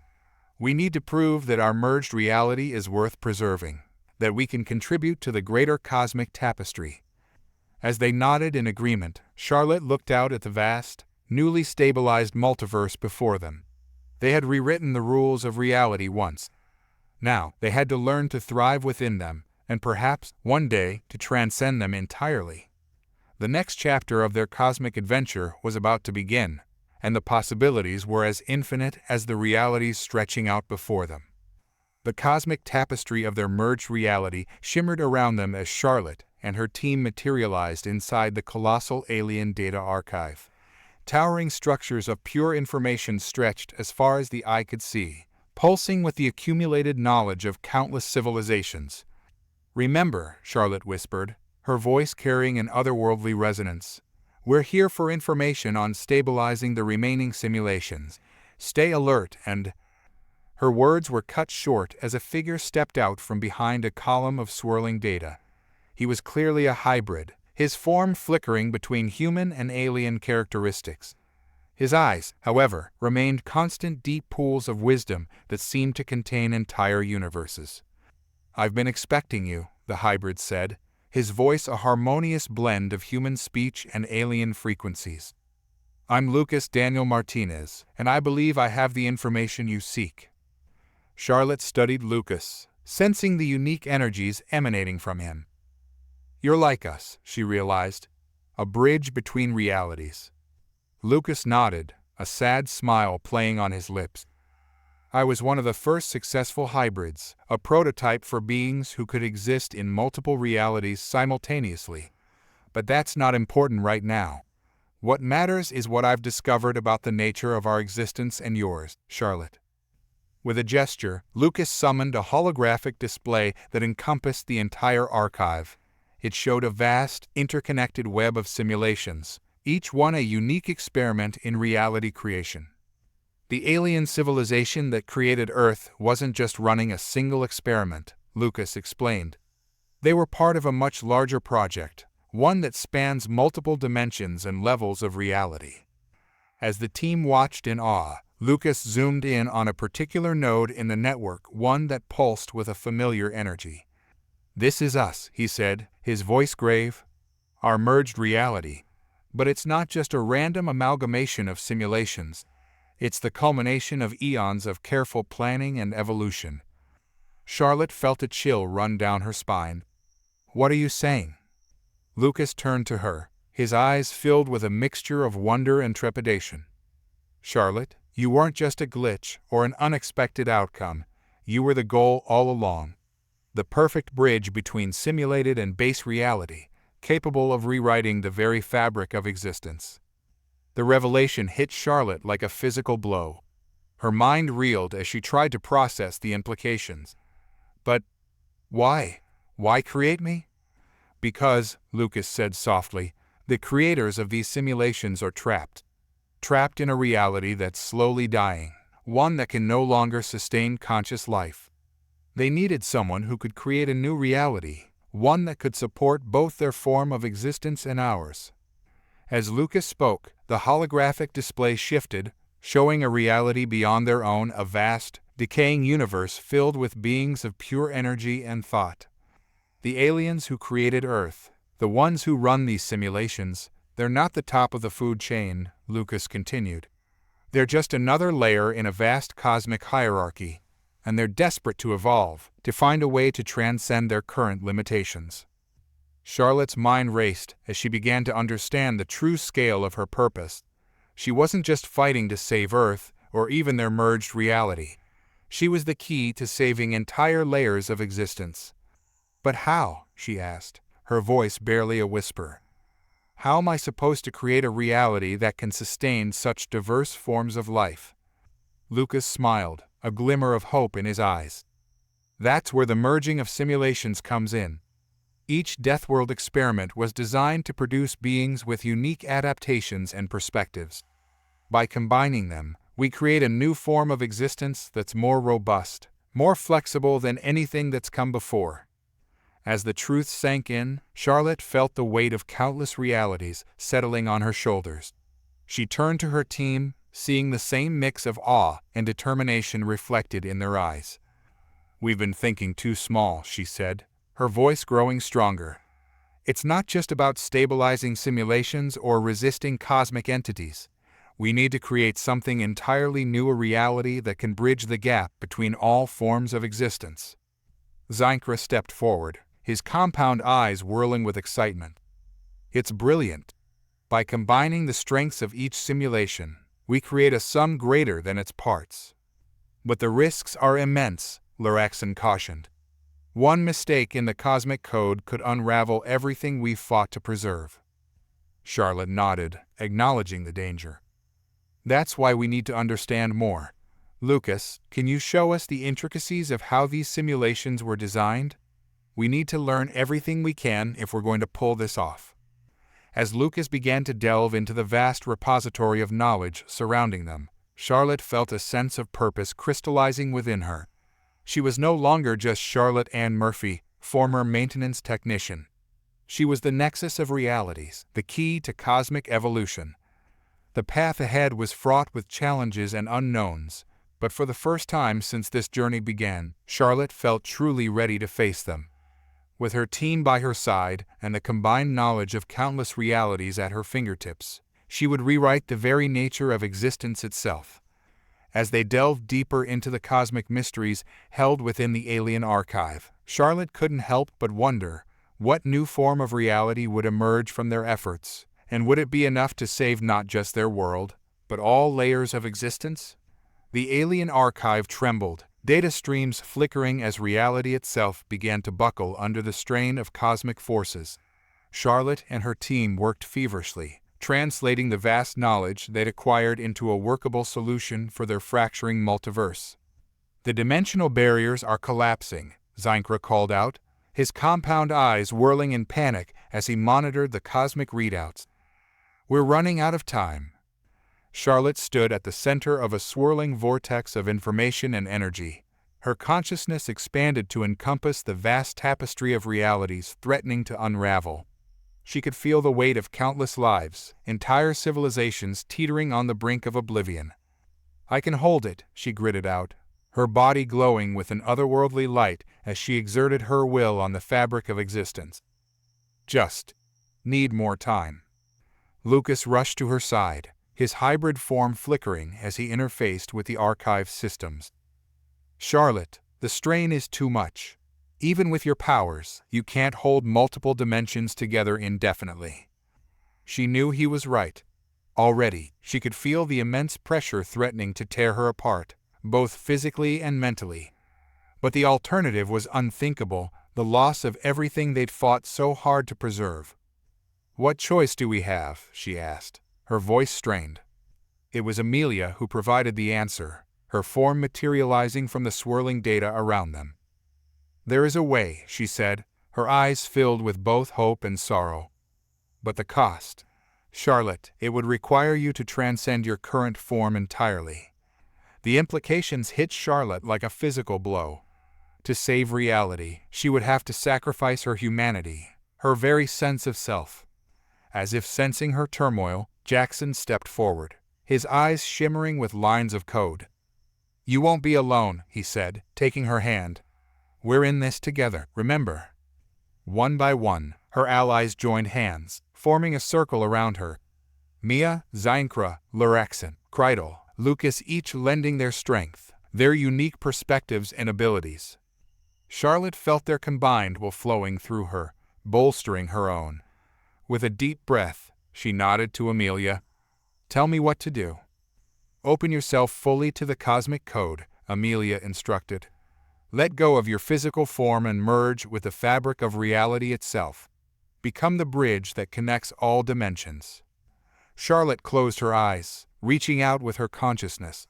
She felt her body begin to dissolve, her very essence spreading out across the multiverse. It was terrifying and exhilarating all at once, the loss of her individual self accompanied by an expanding awareness of everything. As she merged with the cosmic tapestry, Charlotte perceived realities beyond anything she had imagined. She saw the intricate dance of quantum particles, the birth and death of universes, the flow of time itself. And through it all, she felt the interconnectedness of all things, the underlying unity beneath the apparent chaos. With this new perspective, Charlotte began to rewrite the cosmic code on a fundamental level.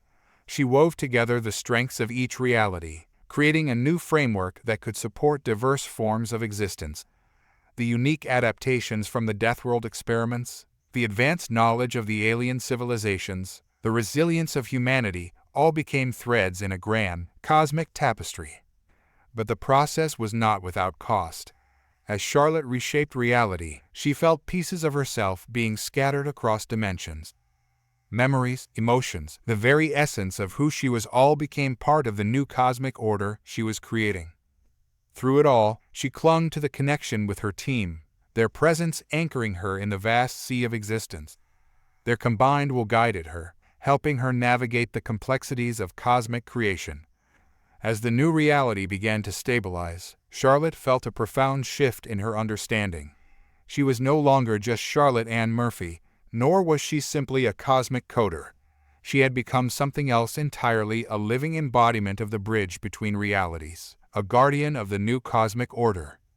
With a final surge of will, Charlotte brought the swirling dimensions into alignment.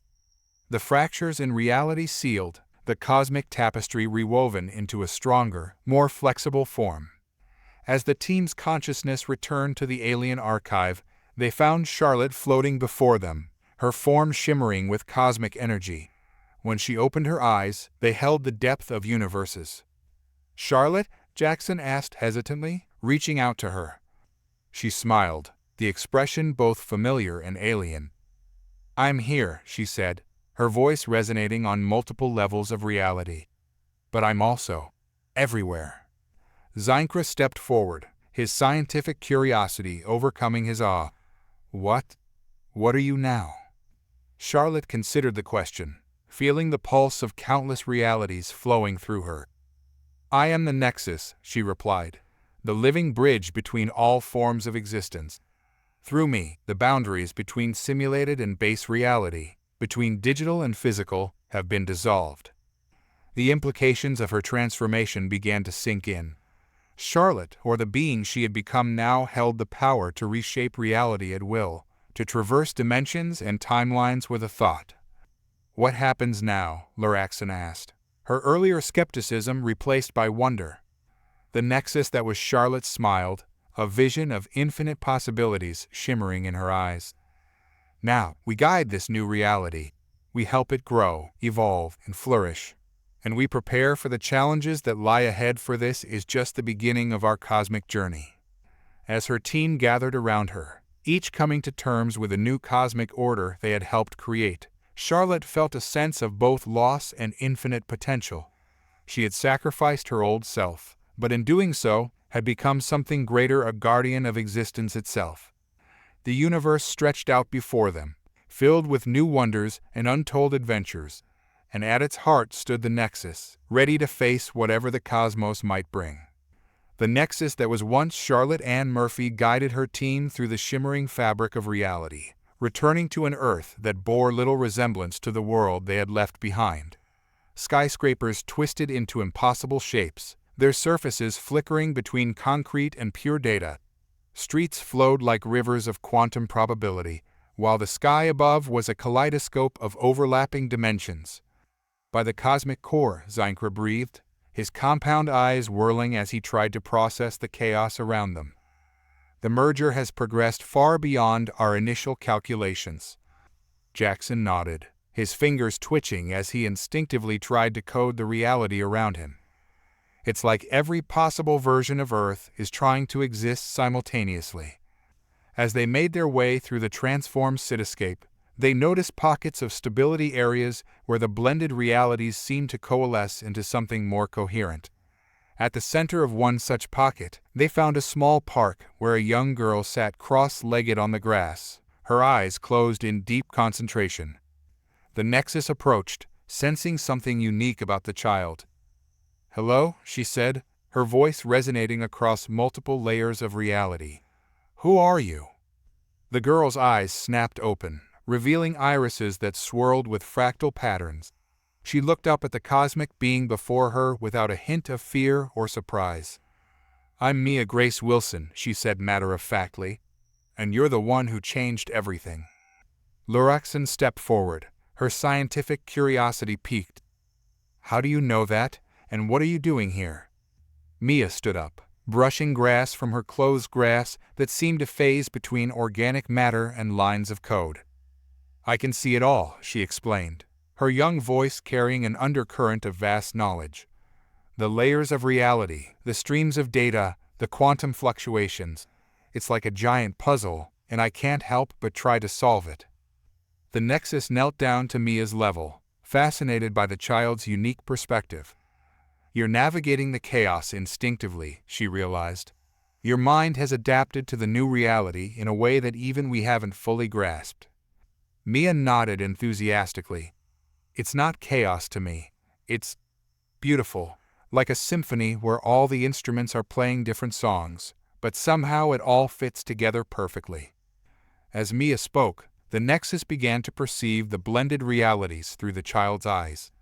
Patterns emerged from the apparent disorder, revealing an underlying harmony that had eluded them before. Incredible, Krydo murmured, her enforcer's instincts recognizing the strategic value of Mia's abilities. She could be the key to stabilizing this merged world. The Nexus nodded, an idea forming in her cosmic consciousness.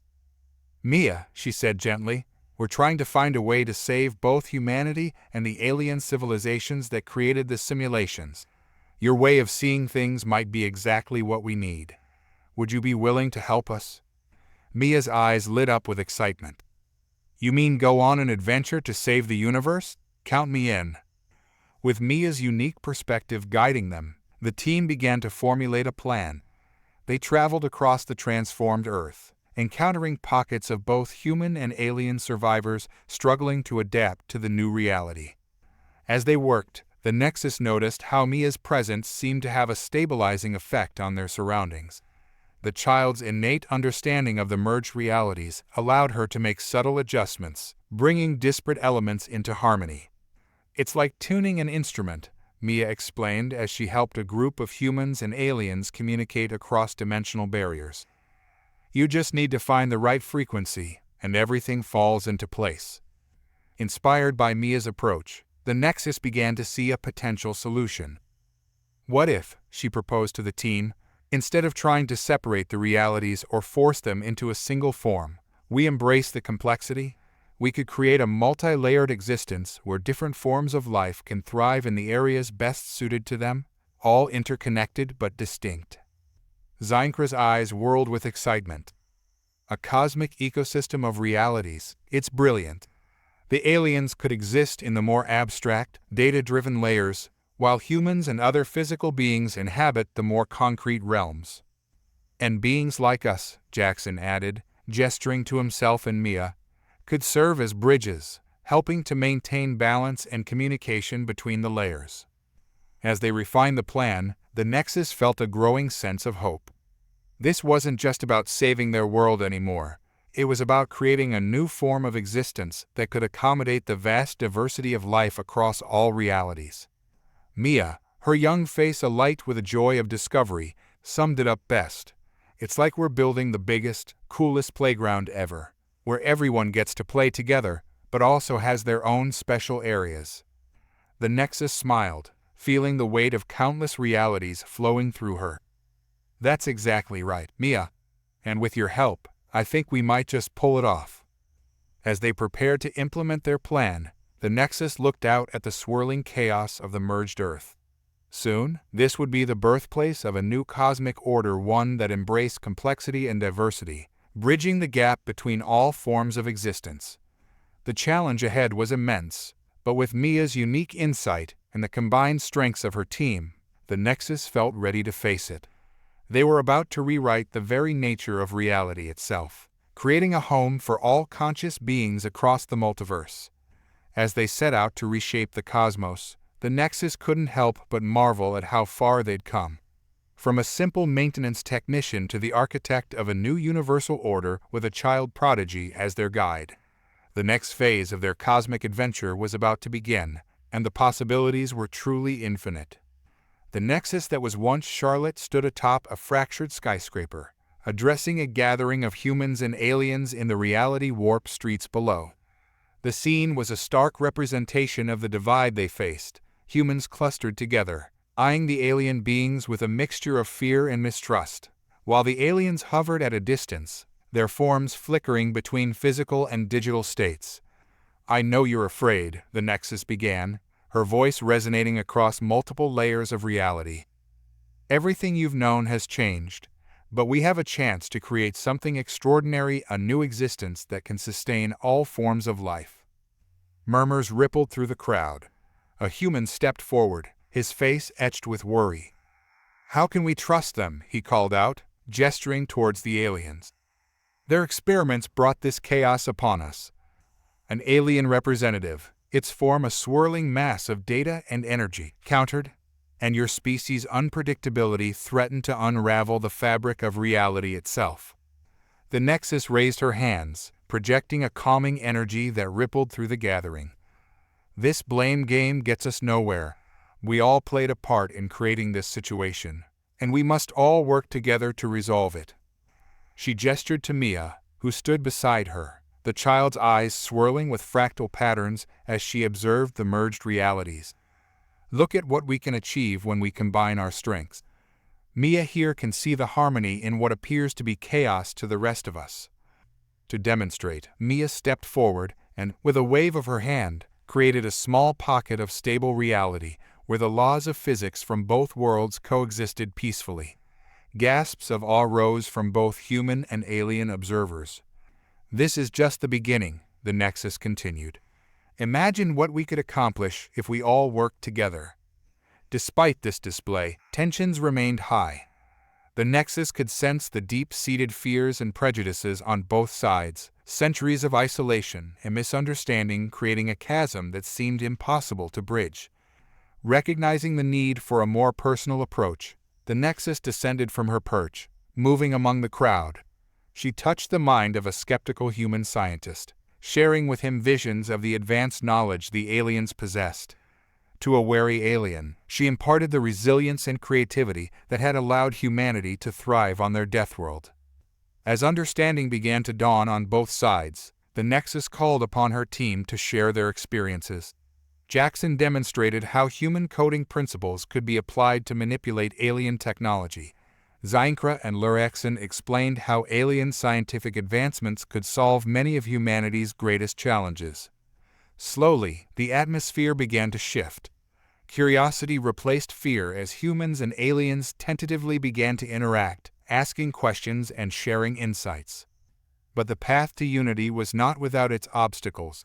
A group of human extremists, led by a charismatic figure named Marcus Blackthorn, pushed through the crowd. "This is a trick," Marcus shouted, his voice filled with venom. "These aliens want to enslave us, to use us as pawns in their cosmic game." His words rekindled the fear in many humans, threatening to undo the progress they had made. The Nexus knew she had to act quickly. "I understand your fear, Marcus," she said, approaching him calmly. "But let me show you the truth." Before he could protest, the Nexus gently touched Marcus's forehead, expanding his consciousness to perceive the vast tapestry of realities as she did.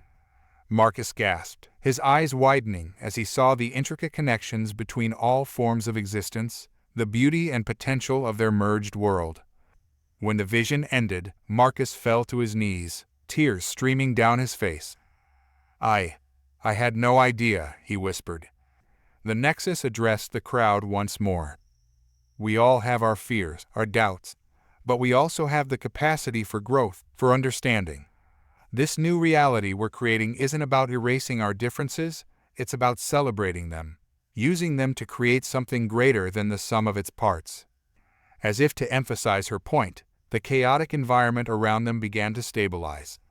The Nexus, drawing upon the combined will of those gathered, shaped the reality into a harmonious blend of human and alien elements. Buildings took on organic, flowing forms while still maintaining their structural integrity. The sky above became a canvas of mathematical beauty, geometric patterns intertwining with natural phenomena. "This is what we can achieve together," the Nexus declared, her voice filled with passion and hope. "A world where the best of both our civilizations can thrive, where we can explore the mysteries of the cosmos side by side."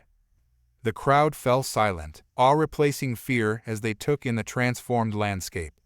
Then, slowly, a cheer began to rise first from a few voices, then swelling until both humans and aliens were united in a chorus of hope and excitement. As the Nexus looked out over the gathering, she saw humans and aliens beginning to mingle, sharing ideas and marveling at their new reality together. It was just the first step on a long journey, but it was a crucial one. Mia tugged at the Nexus's hand, her young face beaming with joy. "We did it!" she exclaimed. "We're all playing together now." The Nexus smiled, feeling the pulse of countless realities flowing through her.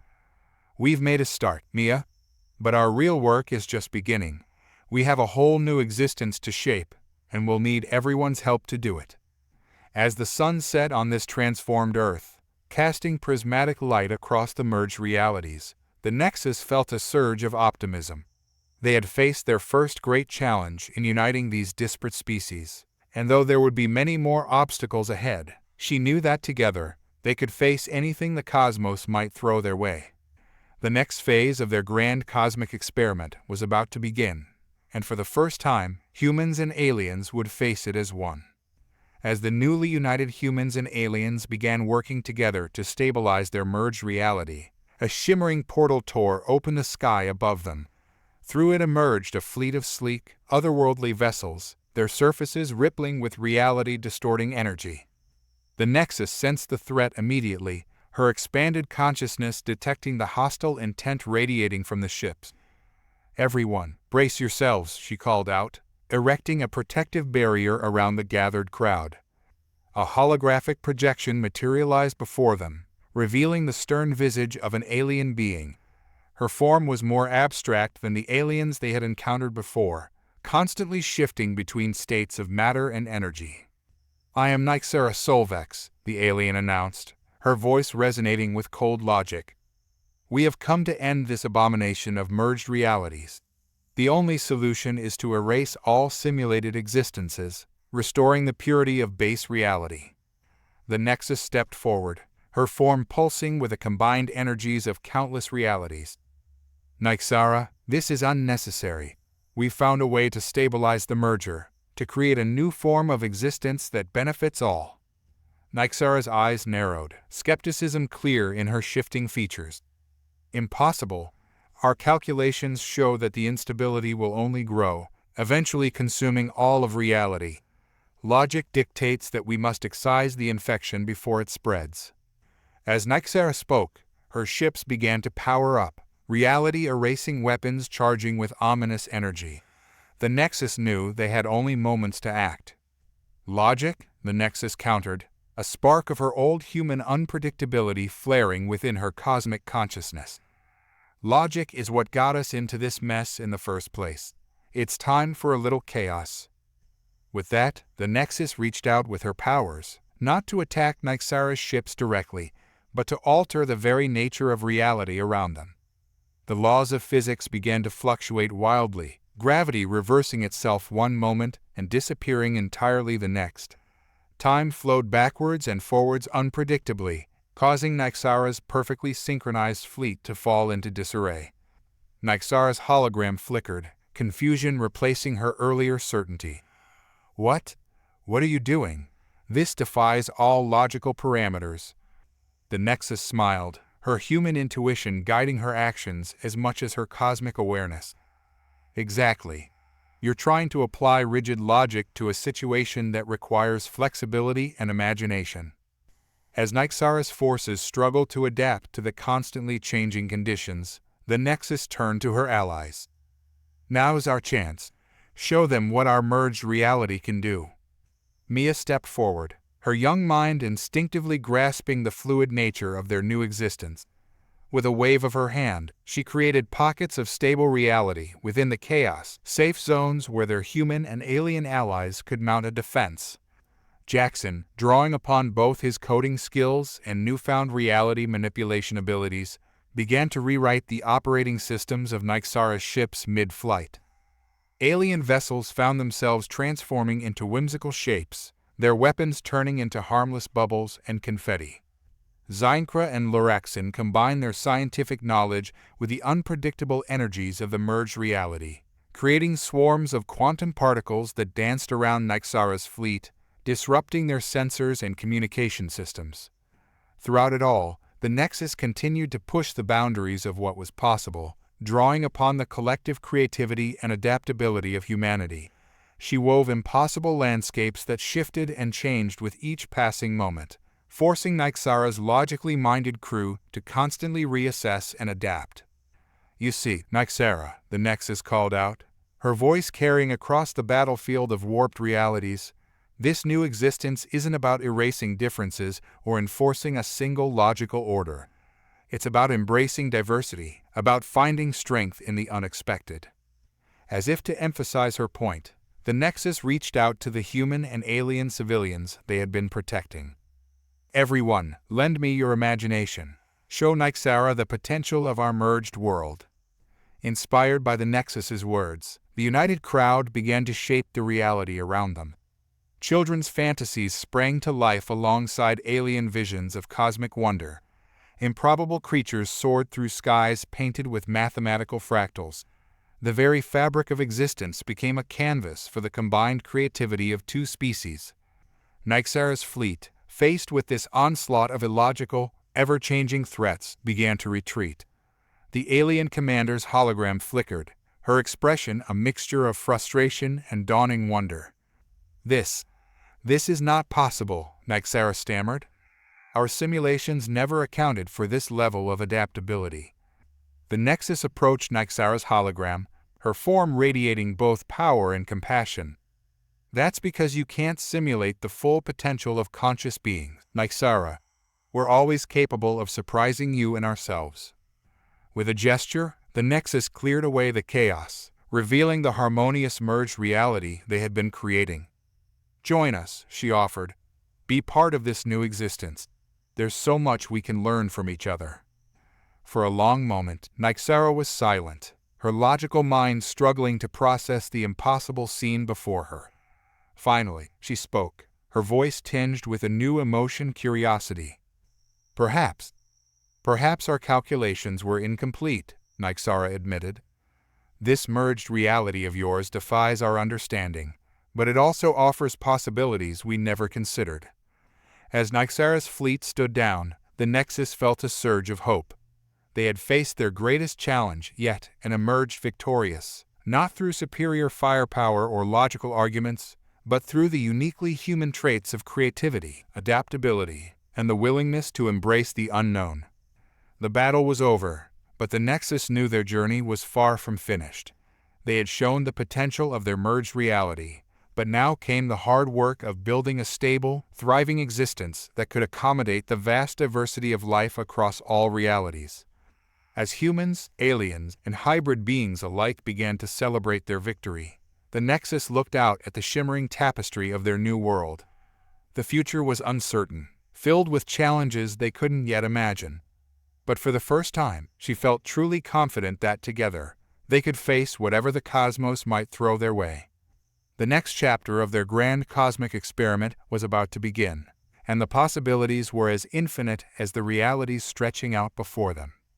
As the dust settled from their victory over Nyxara's forces, the Nexus that was once Charlotte felt a strange pull from deep within the fabric of reality.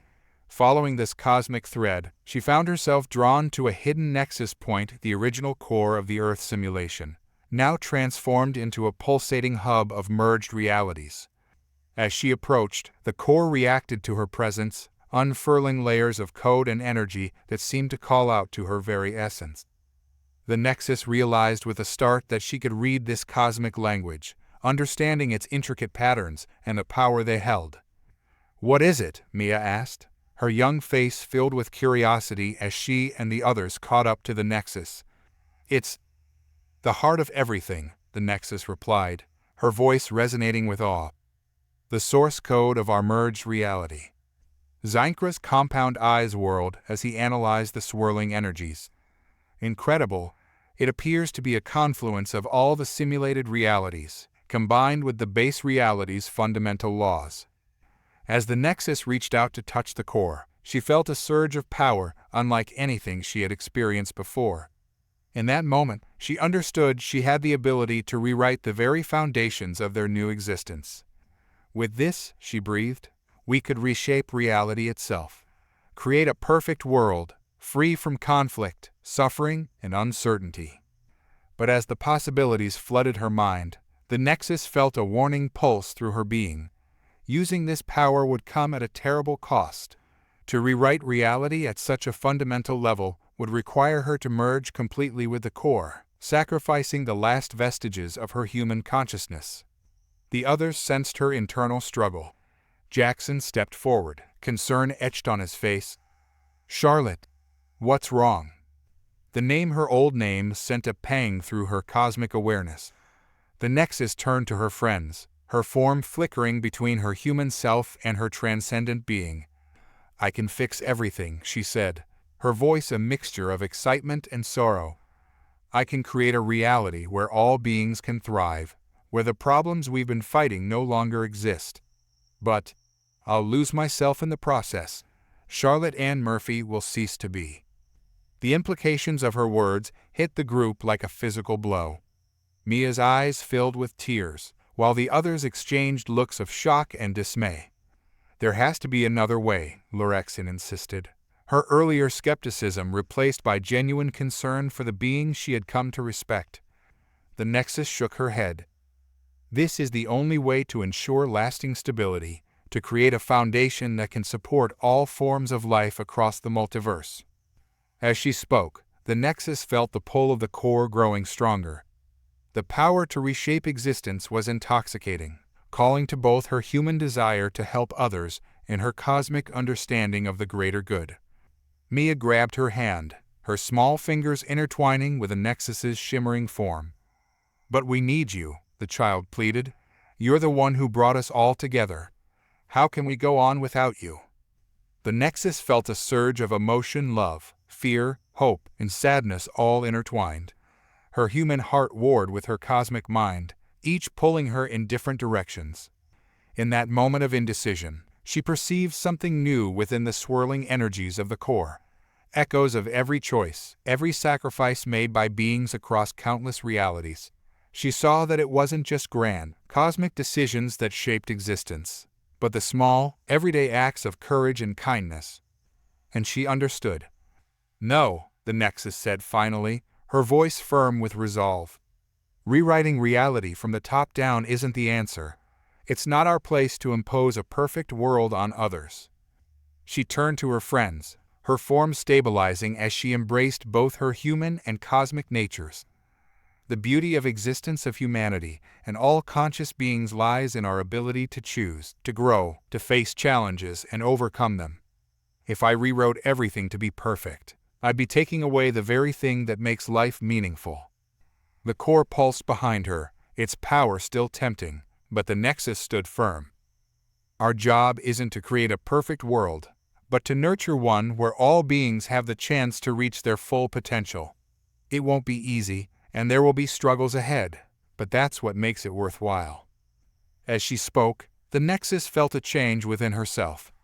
The cosmic power she had gained didn't fade, but it settled into a more harmonious balance with her human essence. She was no longer torn between two natures, but a true bridge between them. Mia's face lit up with understanding. "So we keep working together? Humans, aliens, and everyone in between." The Nexus nodded, smiling warmly. "Exactly. We'll face our challenges head-on, learn from each other, and build a reality that reflects the best of all of us." As her decision rippled through the fabric of their merged existence, the Nexus felt a sense of rightness settle over her. She had faced the ultimate temptation and chosen the harder path, not of imposed perfection, but of earned growth and shared struggle. Looking out at the shimmering tapestry of their new reality, the Nexus knew that the road ahead would be filled with both wonders and challenges. But with her humanity intact and her cosmic awareness expanded, she was ready to face whatever the universe might bring.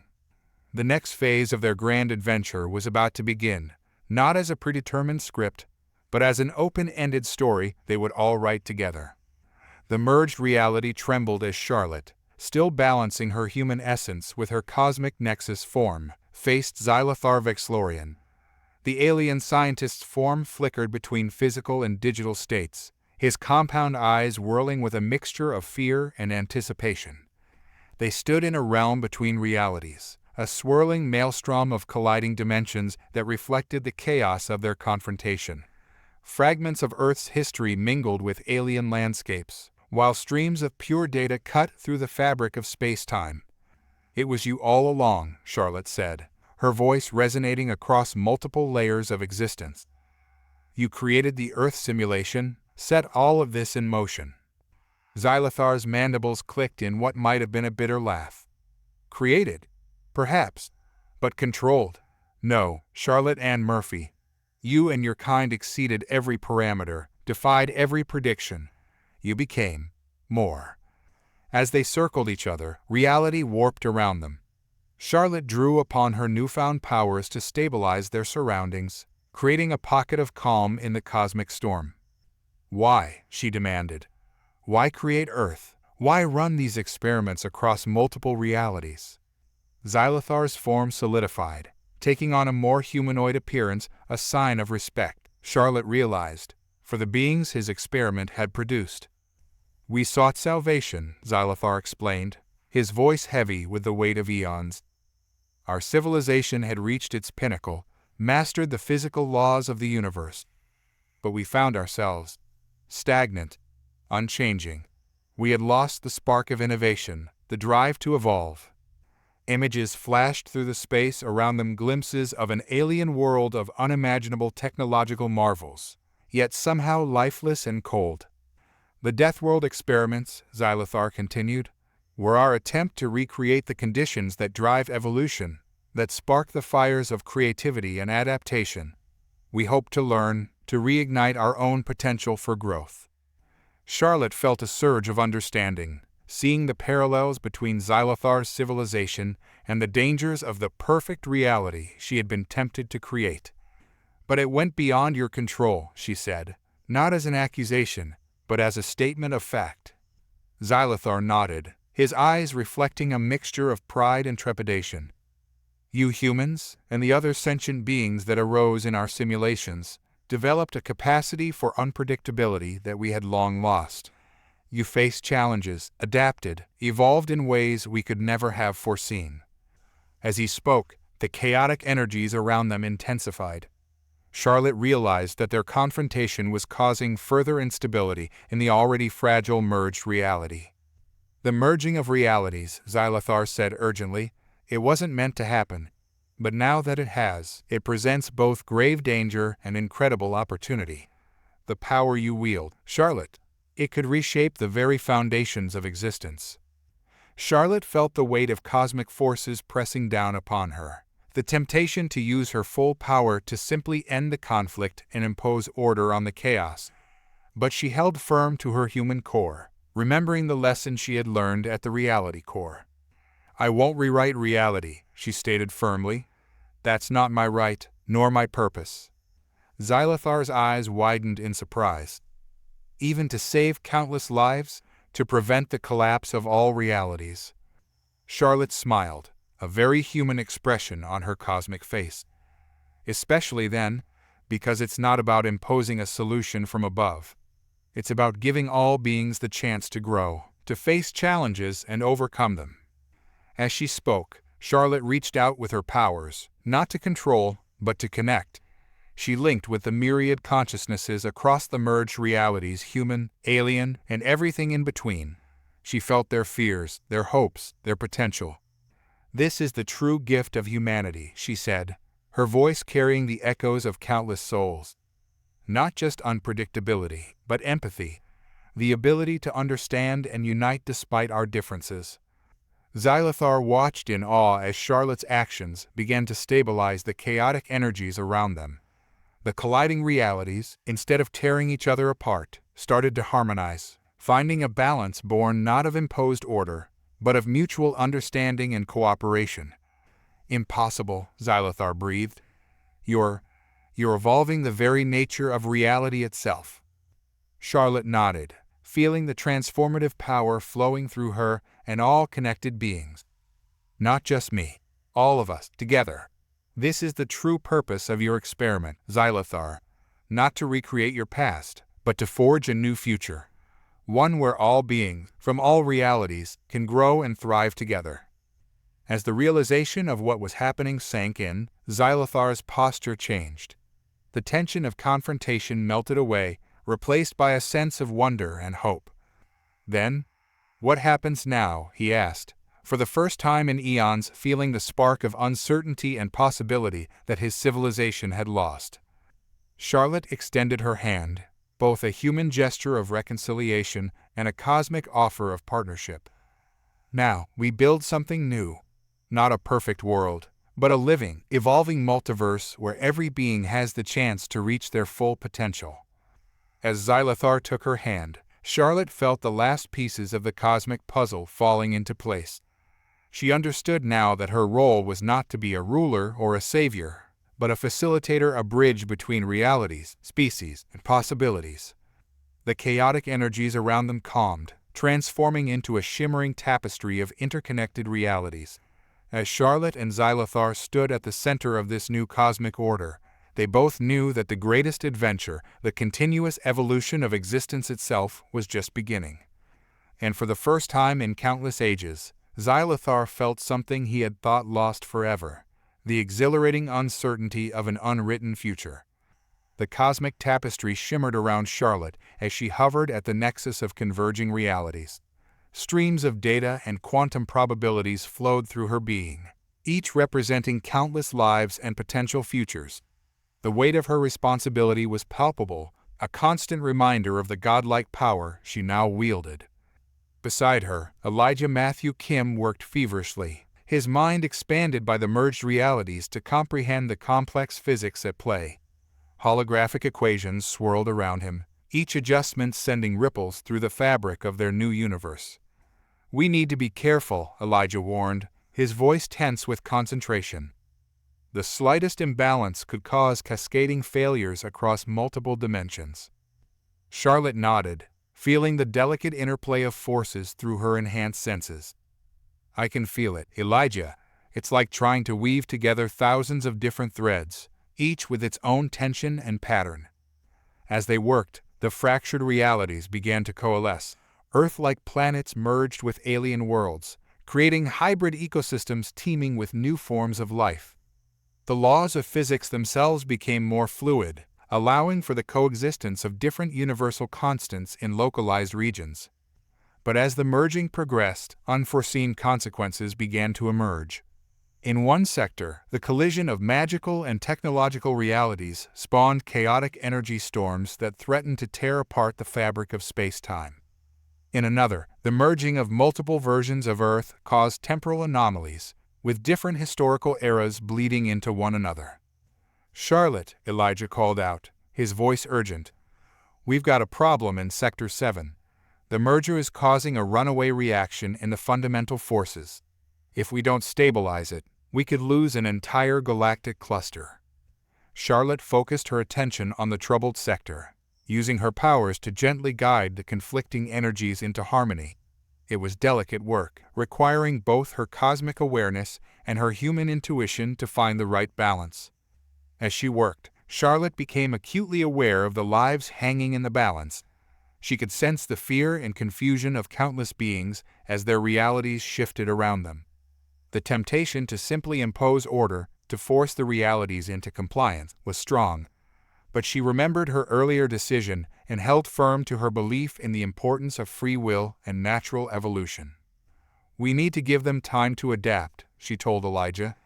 "Instead of forcing the merger, let's create buffer zones, areas where the transition is more gradual." Elijah nodded, quickly adjusting his calculations. "Brilliant. We can use these buffer zones as bridges between the more stable regions. It'll slow down the process, but it should reduce the shock to the inhabitants." As they implemented this new approach, Charlotte reached out with her consciousness, connecting with the myriad beings across the merging realities. She sent waves of calm and reassurance, not controlling their minds, but offering support and guidance through the transition. Yet even as they made progress, new challenges arose. The merging of realities had awakened ancient cosmic entities, beings that had slumbered in the spaces between dimensions. These entities, neither malevolent nor benevolent, but simply beyond human comprehension, began to take notice of the changes in their domain. "Charlotte," Elijah said, his voice hushed with awe and fear, "I'm detecting something. Massive. Multiple somethings, actually. They're like nothing I've ever seen before." Charlotte sensed them, two vast intelligences that defied categorization. She realized that in reshaping reality, they had attracted the attention of forces far beyond even her godlike powers. "We need to proceed carefully," she told Elijah. "These entities, they're not necessarily hostile, but they're curious. Our actions have changed the cosmic playing field, and they want to understand why." As if in response to her words, one of the cosmic entities reached out, its consciousness brushing against the edges of their newly formed reality. The touch sent shockwaves through the fabric of space-time, causing tremors across multiple dimensions. Charlotte steeled herself, drawing upon both her cosmic power and her human determination. She reached out to the entity, not with force, but with an offer of communication and mutual understanding. The contact was overwhelming, a flood of information and awareness that threatened to sweep away her sense of self. But Charlotte held firm, anchored by her human experiences and the connections she had forged with her allies. As the exchange continued, Charlotte began to understand the true scope of what they were creating. Their merged reality wasn't just a new universe, it was a bridge between levels of existence, a meeting point for forces and beings beyond imagination. "Elijah," she said, her voice filled with wonder and trepidation, "I think we've just put ourselves on the cosmic map. Our merged reality, it's becoming a nexus point for the entire multiverse." The physicist's eyes widened as he grasped the implications. That's incredible and terrifying. Are we ready for that kind of attention?" Charlotte looked out at the shimmering tapestry of their new reality, feeling the pulse of countless lives and the weight of infinite possibilities. "Ready or not, it's happening. Our job now is to make sure this new cosmic crossroads is a place of growth and discovery, not conflict and destruction." As they turned back to their work, Charlotte felt a mix of exhilaration and solemn responsibility. They were no longer just saving their own worlds, they were shaping the future of the entire multiverse. The challenges ahead were immense, but so were the possibilities. With renewed determination, Charlotte and Elijah continued their cosmic labor, guiding the birth of a new reality that would forever change the face of existence itself. As the cosmic dust settled and the new merged reality began to stabilize, Charlotte turned her attention to the monumental task of helping its inhabitants adapt. Countless species from myriad worlds now found themselves sharing planets, solar systems, and galaxies that were at once familiar and alien. It was during a particularly tense negotiation between a group of humans and a collective of energy-based alien beings that Charlotte first encountered Harper Jane Singh. The young diplomat stood calmly in the center of a maelstrom of conflicting energies and emotions. Her voice steady as she addressed both parties in their native tongues, languages she couldn't possibly have known mere weeks ago. Intrigued, Charlotte approached Harper after the negotiations had reached a tentative agreement. "That was impressive," she said, her form shimmering between human and cosmic. "How did you manage to communicate so effectively with both sides?" Harper smiled, a glimmer of otherworldly understanding in her eyes. "It's as if the merger awakened something in me. I can feel the intentions behind words, the emotions underlying alien thought patterns. It's like music, each species with its own unique harmony." Charlotte recognized the potential immediately. Here was someone who could bridge the gap between species on a personal level, complementing Charlotte's broader, cosmic perspective. Together, Charlotte and Harper began to travel across the new reality, mediating conflicts and fostering understanding between disparate civilizations. Charlotte's godlike powers and cosmic awareness provided the big-picture view, while Harper's intuitive grasp of communication and empathy allowed her to connect with individuals on a deeper level. Their partnership faced its first major test when they arrived on a planet where the merging of realities had brought together a technologically advanced human colony and a civilization of silicon-based life forms. The two species were on the brink of war, each viewing the other as an existential threat. "They're afraid," Harper murmured, her eyes closed as she listened to the unspoken currents of emotion flowing between the two groups. The humans' fear being replaced by a more efficient silicon-based workforce. The silicon beings' fear being exploited or destroyed by human ambition. Charlotte nodded, sensing the complex web of tensions through her cosmic awareness. Fear is at the root of so many conflicts. How do we help them move past it? Harper's face lit up with an idea. What if we show them how they can complement each other instead of competing? The humans' creativity combined with the silicon beings' efficiency could lead to incredible advancements. With this approach in mind, Charlotte used her powers to create a shared virtual space where members of both species could experience life from the other's perspective. Harper guided them through the process, her extraordinary communication skills helping to break down barriers of misunderstanding.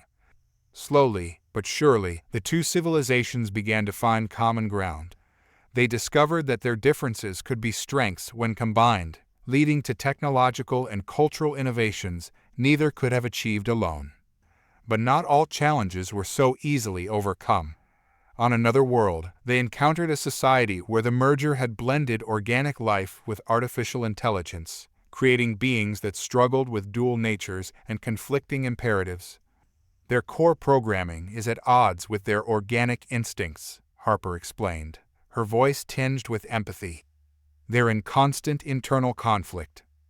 Charlotte realized that this was a problem she was uniquely qualified to understand. It's not so different from balancing my human nature with my cosmic powers, she mused. Perhaps we can help them find harmony between their dual aspects, rather than trying to choose one over the other. Working together, Charlotte and Harper developed a series of exercises and mediations to help these hybrid beings integrate their organic and artificial components. Charlotte drew upon her own experiences of maintaining her humanity while wielding godlike powers, while Harper's communication skills helped the hybrids express and understand their complex emotions. As they continued their journey across the merged reality, Charlotte and Harper encountered countless other challenges.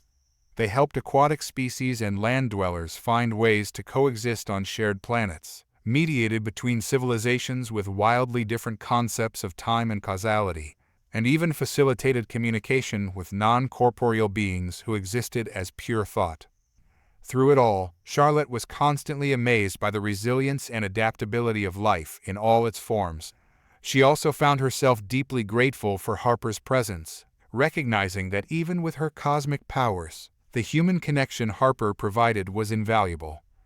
"You know," Charlotte said one day, as they watched representatives from a dozen different species working together to build a new city that could accommodate all their needs, "I couldn't do this without you, Harper.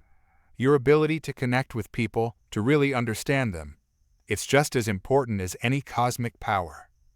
Harper smiled, her eyes reflecting the shimmering lights of the new reality around them. "And I couldn't do it without you, Charlotte. Your vision, your ability to see the big picture and shape reality itself, it gives hope to so many." As they looked out at the bustling construction site, where beings of all shapes, sizes, and compositions worked in harmony, Charlotte felt a surge of optimism. The path ahead was still long and fraught with challenges, but with each success, each moment of understanding between once alien species, she knew they were moving in the right direction. The merged reality was more than just a combination of different worlds. It was becoming a crucible for a new kind of existence, one where diversity with strength and understanding was the greatest power of all. And with allies like Harper by her side, Charlotte felt ready to face whatever new challenges the cosmos might bring. The shimmering fabric of reality rippled as a colossal presence made itself known. Charlotte sensed it immediately, a consciousness vast beyond measure, ancient and powerful. Before her materialized Findor Krelfax, a being of pure energy and thought, its form constantly shifting through complex geometric patterns. "Charlotte Ann Murphy," Findor's voice resonated across multiple dimensions. "Your actions have not gone unnoticed. The merging of realities, the elevation of your species, such things concern the Cosmic Council." Charlotte stood her ground, her human determination bolstering her godlike powers. We've done what was necessary to survive and thrive, Findor.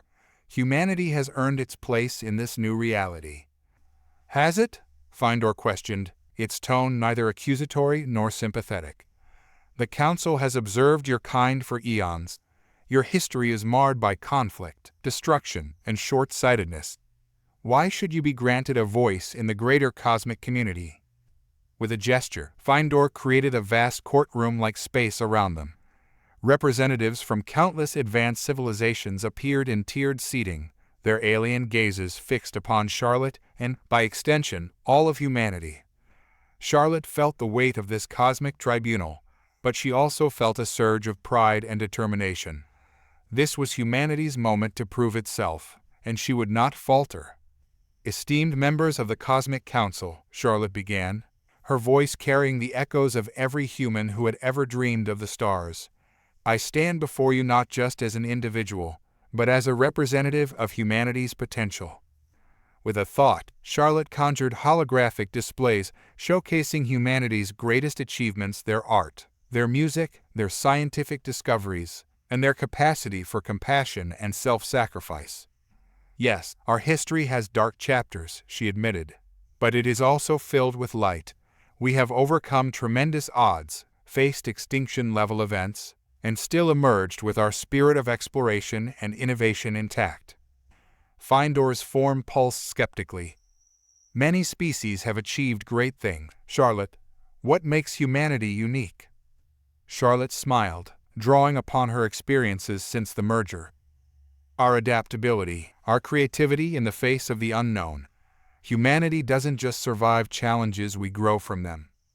She brought forth images of the merged reality, showing humans working alongside aliens to solve complex problems, creating new technologies that blended multiple civilizations' knowledge.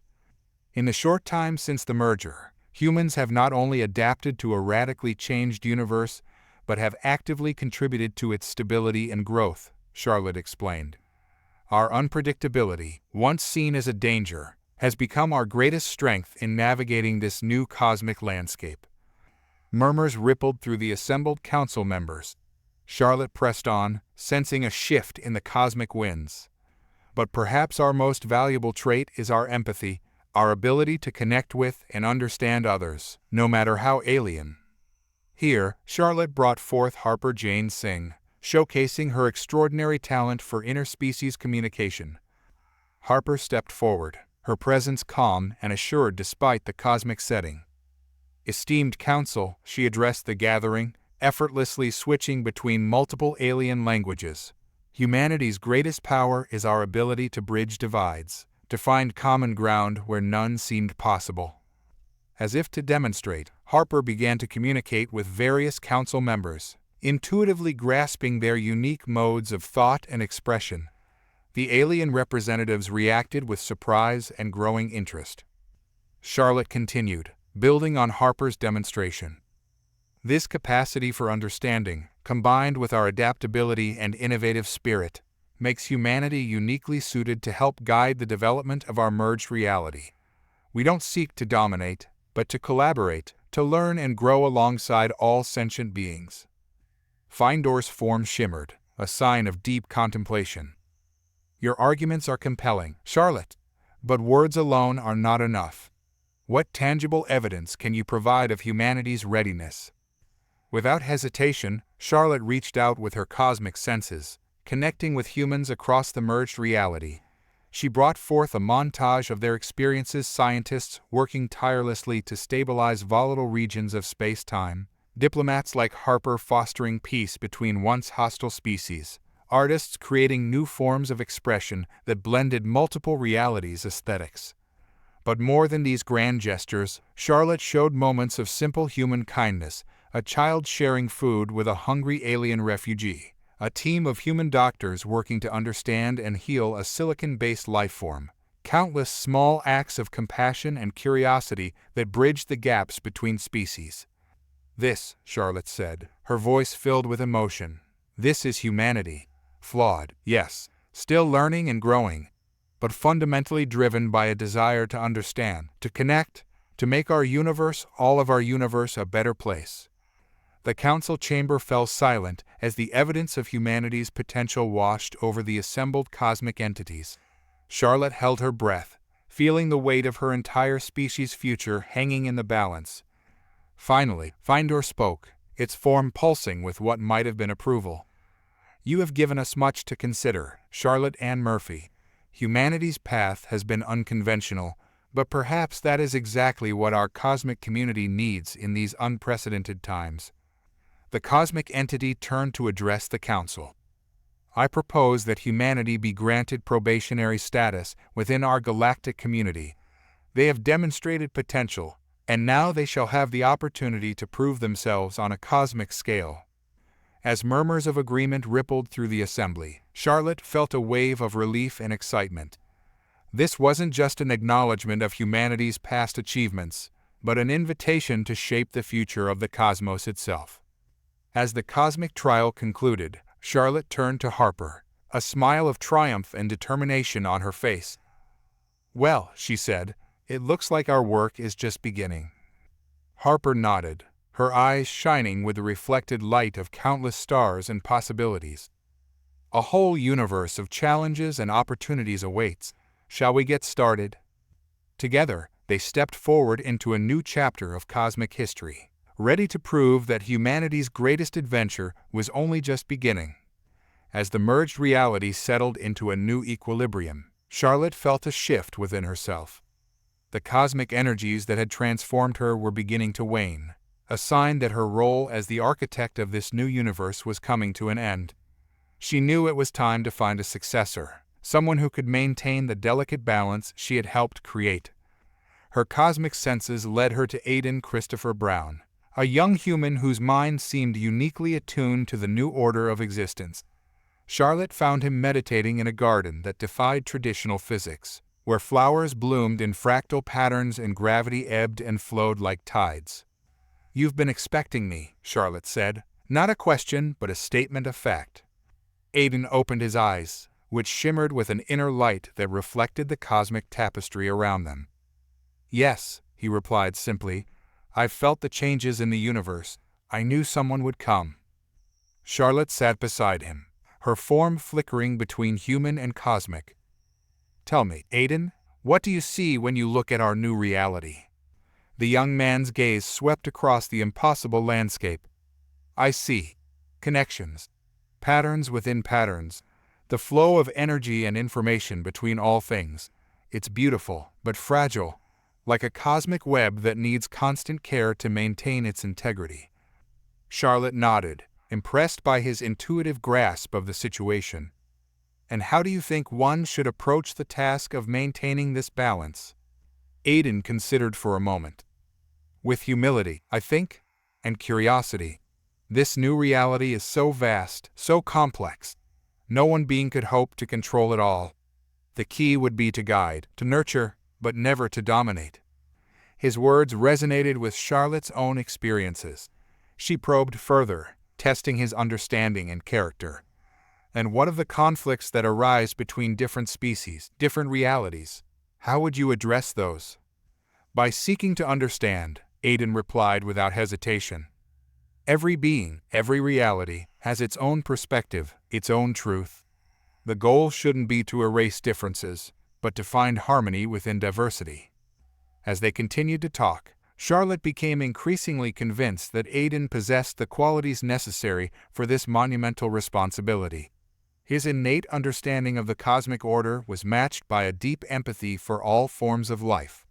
Moreover, he showed a willingness to learn, to adapt his thinking as new information presented itself. "Aidan," Charlotte said finally, "I believe you may be the one to take on the role of cosmic guardian. But before you decide, you must understand the full scope of what this entails." With a gesture, Charlotte expanded Aidan's consciousness, allowing him to perceive the vast, intricate workings of the merged reality. He gasped as the full complexity of the cosmic tapestry unfolded before him. "It's overwhelming," Aidan breathed, his mind reeling from the influx of information. Charlotte nodded sympathetically. "It is. And that's an important lesson. No matter how much power or knowledge you gain, there will always be more to learn, more to understand. Humility is not just a virtue, it's a necessity. As Aiden's expanded awareness settled, Charlotte began to impart her final lessons. First, she said, remember that your role is not to control, but to facilitate. The beauty of this new reality lies in its potential for growth and change. Guide it, nurture it, but allow it to evolve naturally. Aiden nodded, absorbing her words. Second, never forget your humanity. The power you'll wield is vast, but it's your human experiences, your capacity for empathy and love, that will give that power meaning and direction. Charlotte's form shimmered, becoming more human as she continued. Third, surround yourself with diverse perspectives. No single being, no matter how powerful, can see all angles.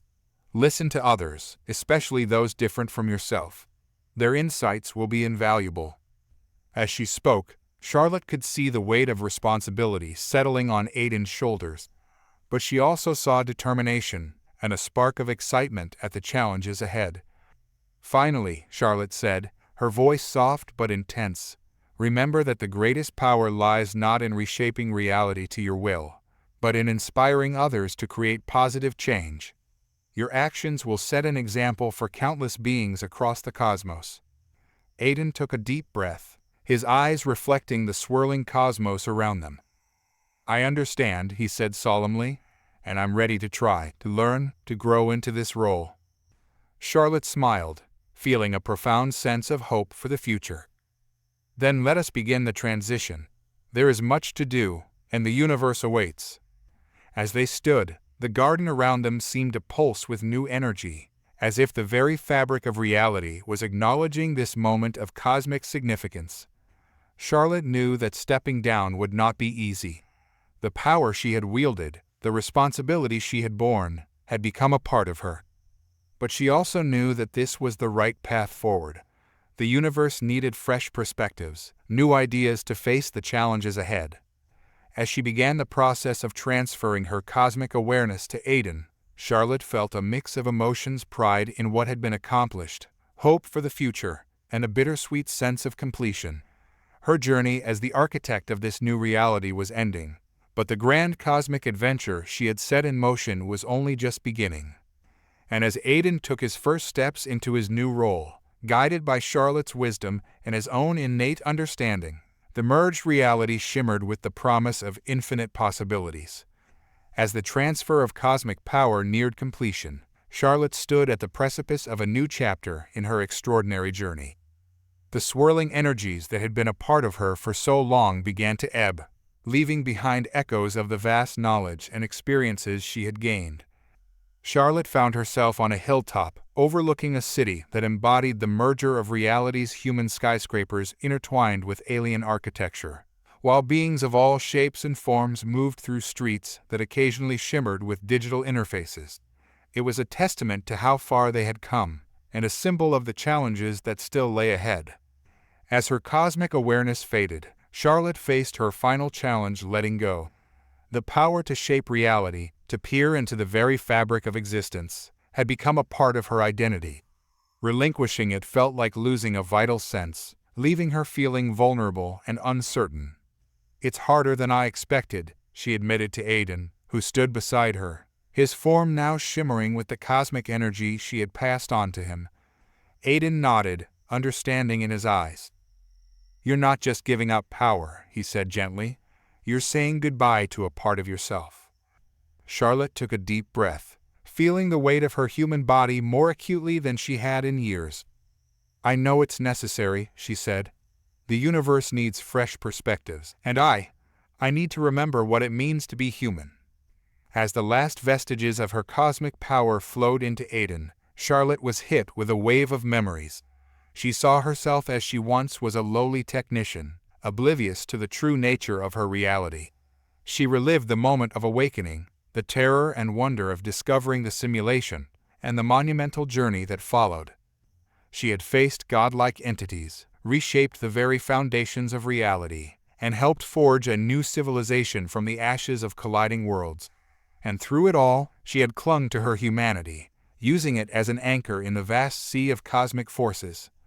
As her powers faded completely, Charlotte felt a mix of loss and relief.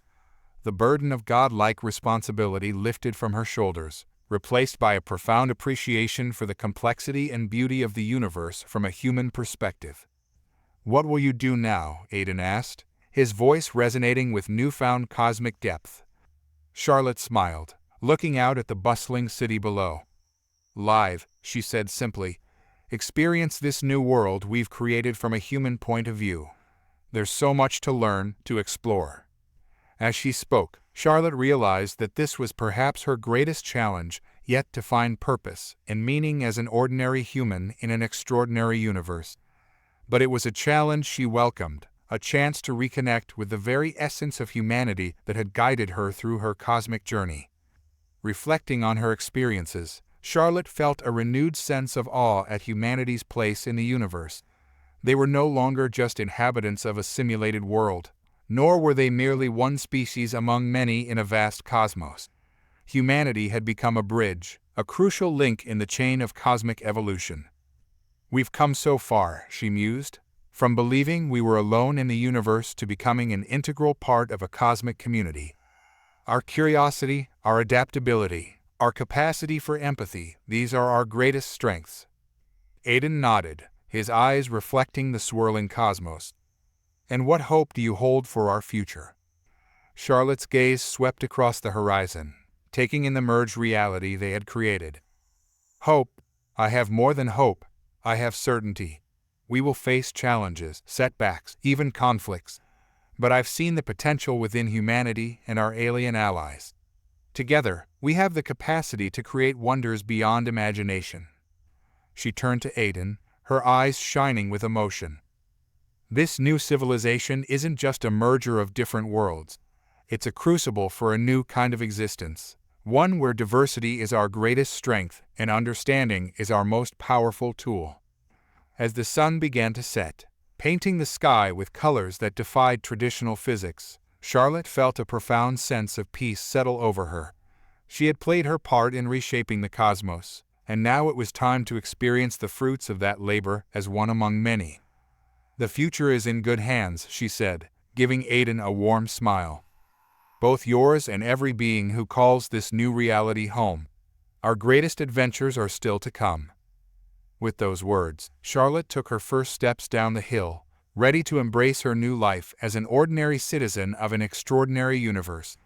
She knew that the road ahead would not always be easy, that there would be moments of doubt and struggle. But she also knew that every challenge would be an opportunity for growth, every setback a chance to demonstrate the resilience and creativity that had brought them this far. As she walked towards the city, Charlotte felt a surge of excitement for the future. She may no longer have had the power to shape reality with a thought, but she carried within her the knowledge and experiences of her cosmic journey. And in this new world of infinite possibilities, that was more than enough. The sun dipped below the horizon, signaling the end of one chapter and the beginning of another, and as night fell on this brave new world, the stars above seemed to shine with the promise of countless adventures yet to come.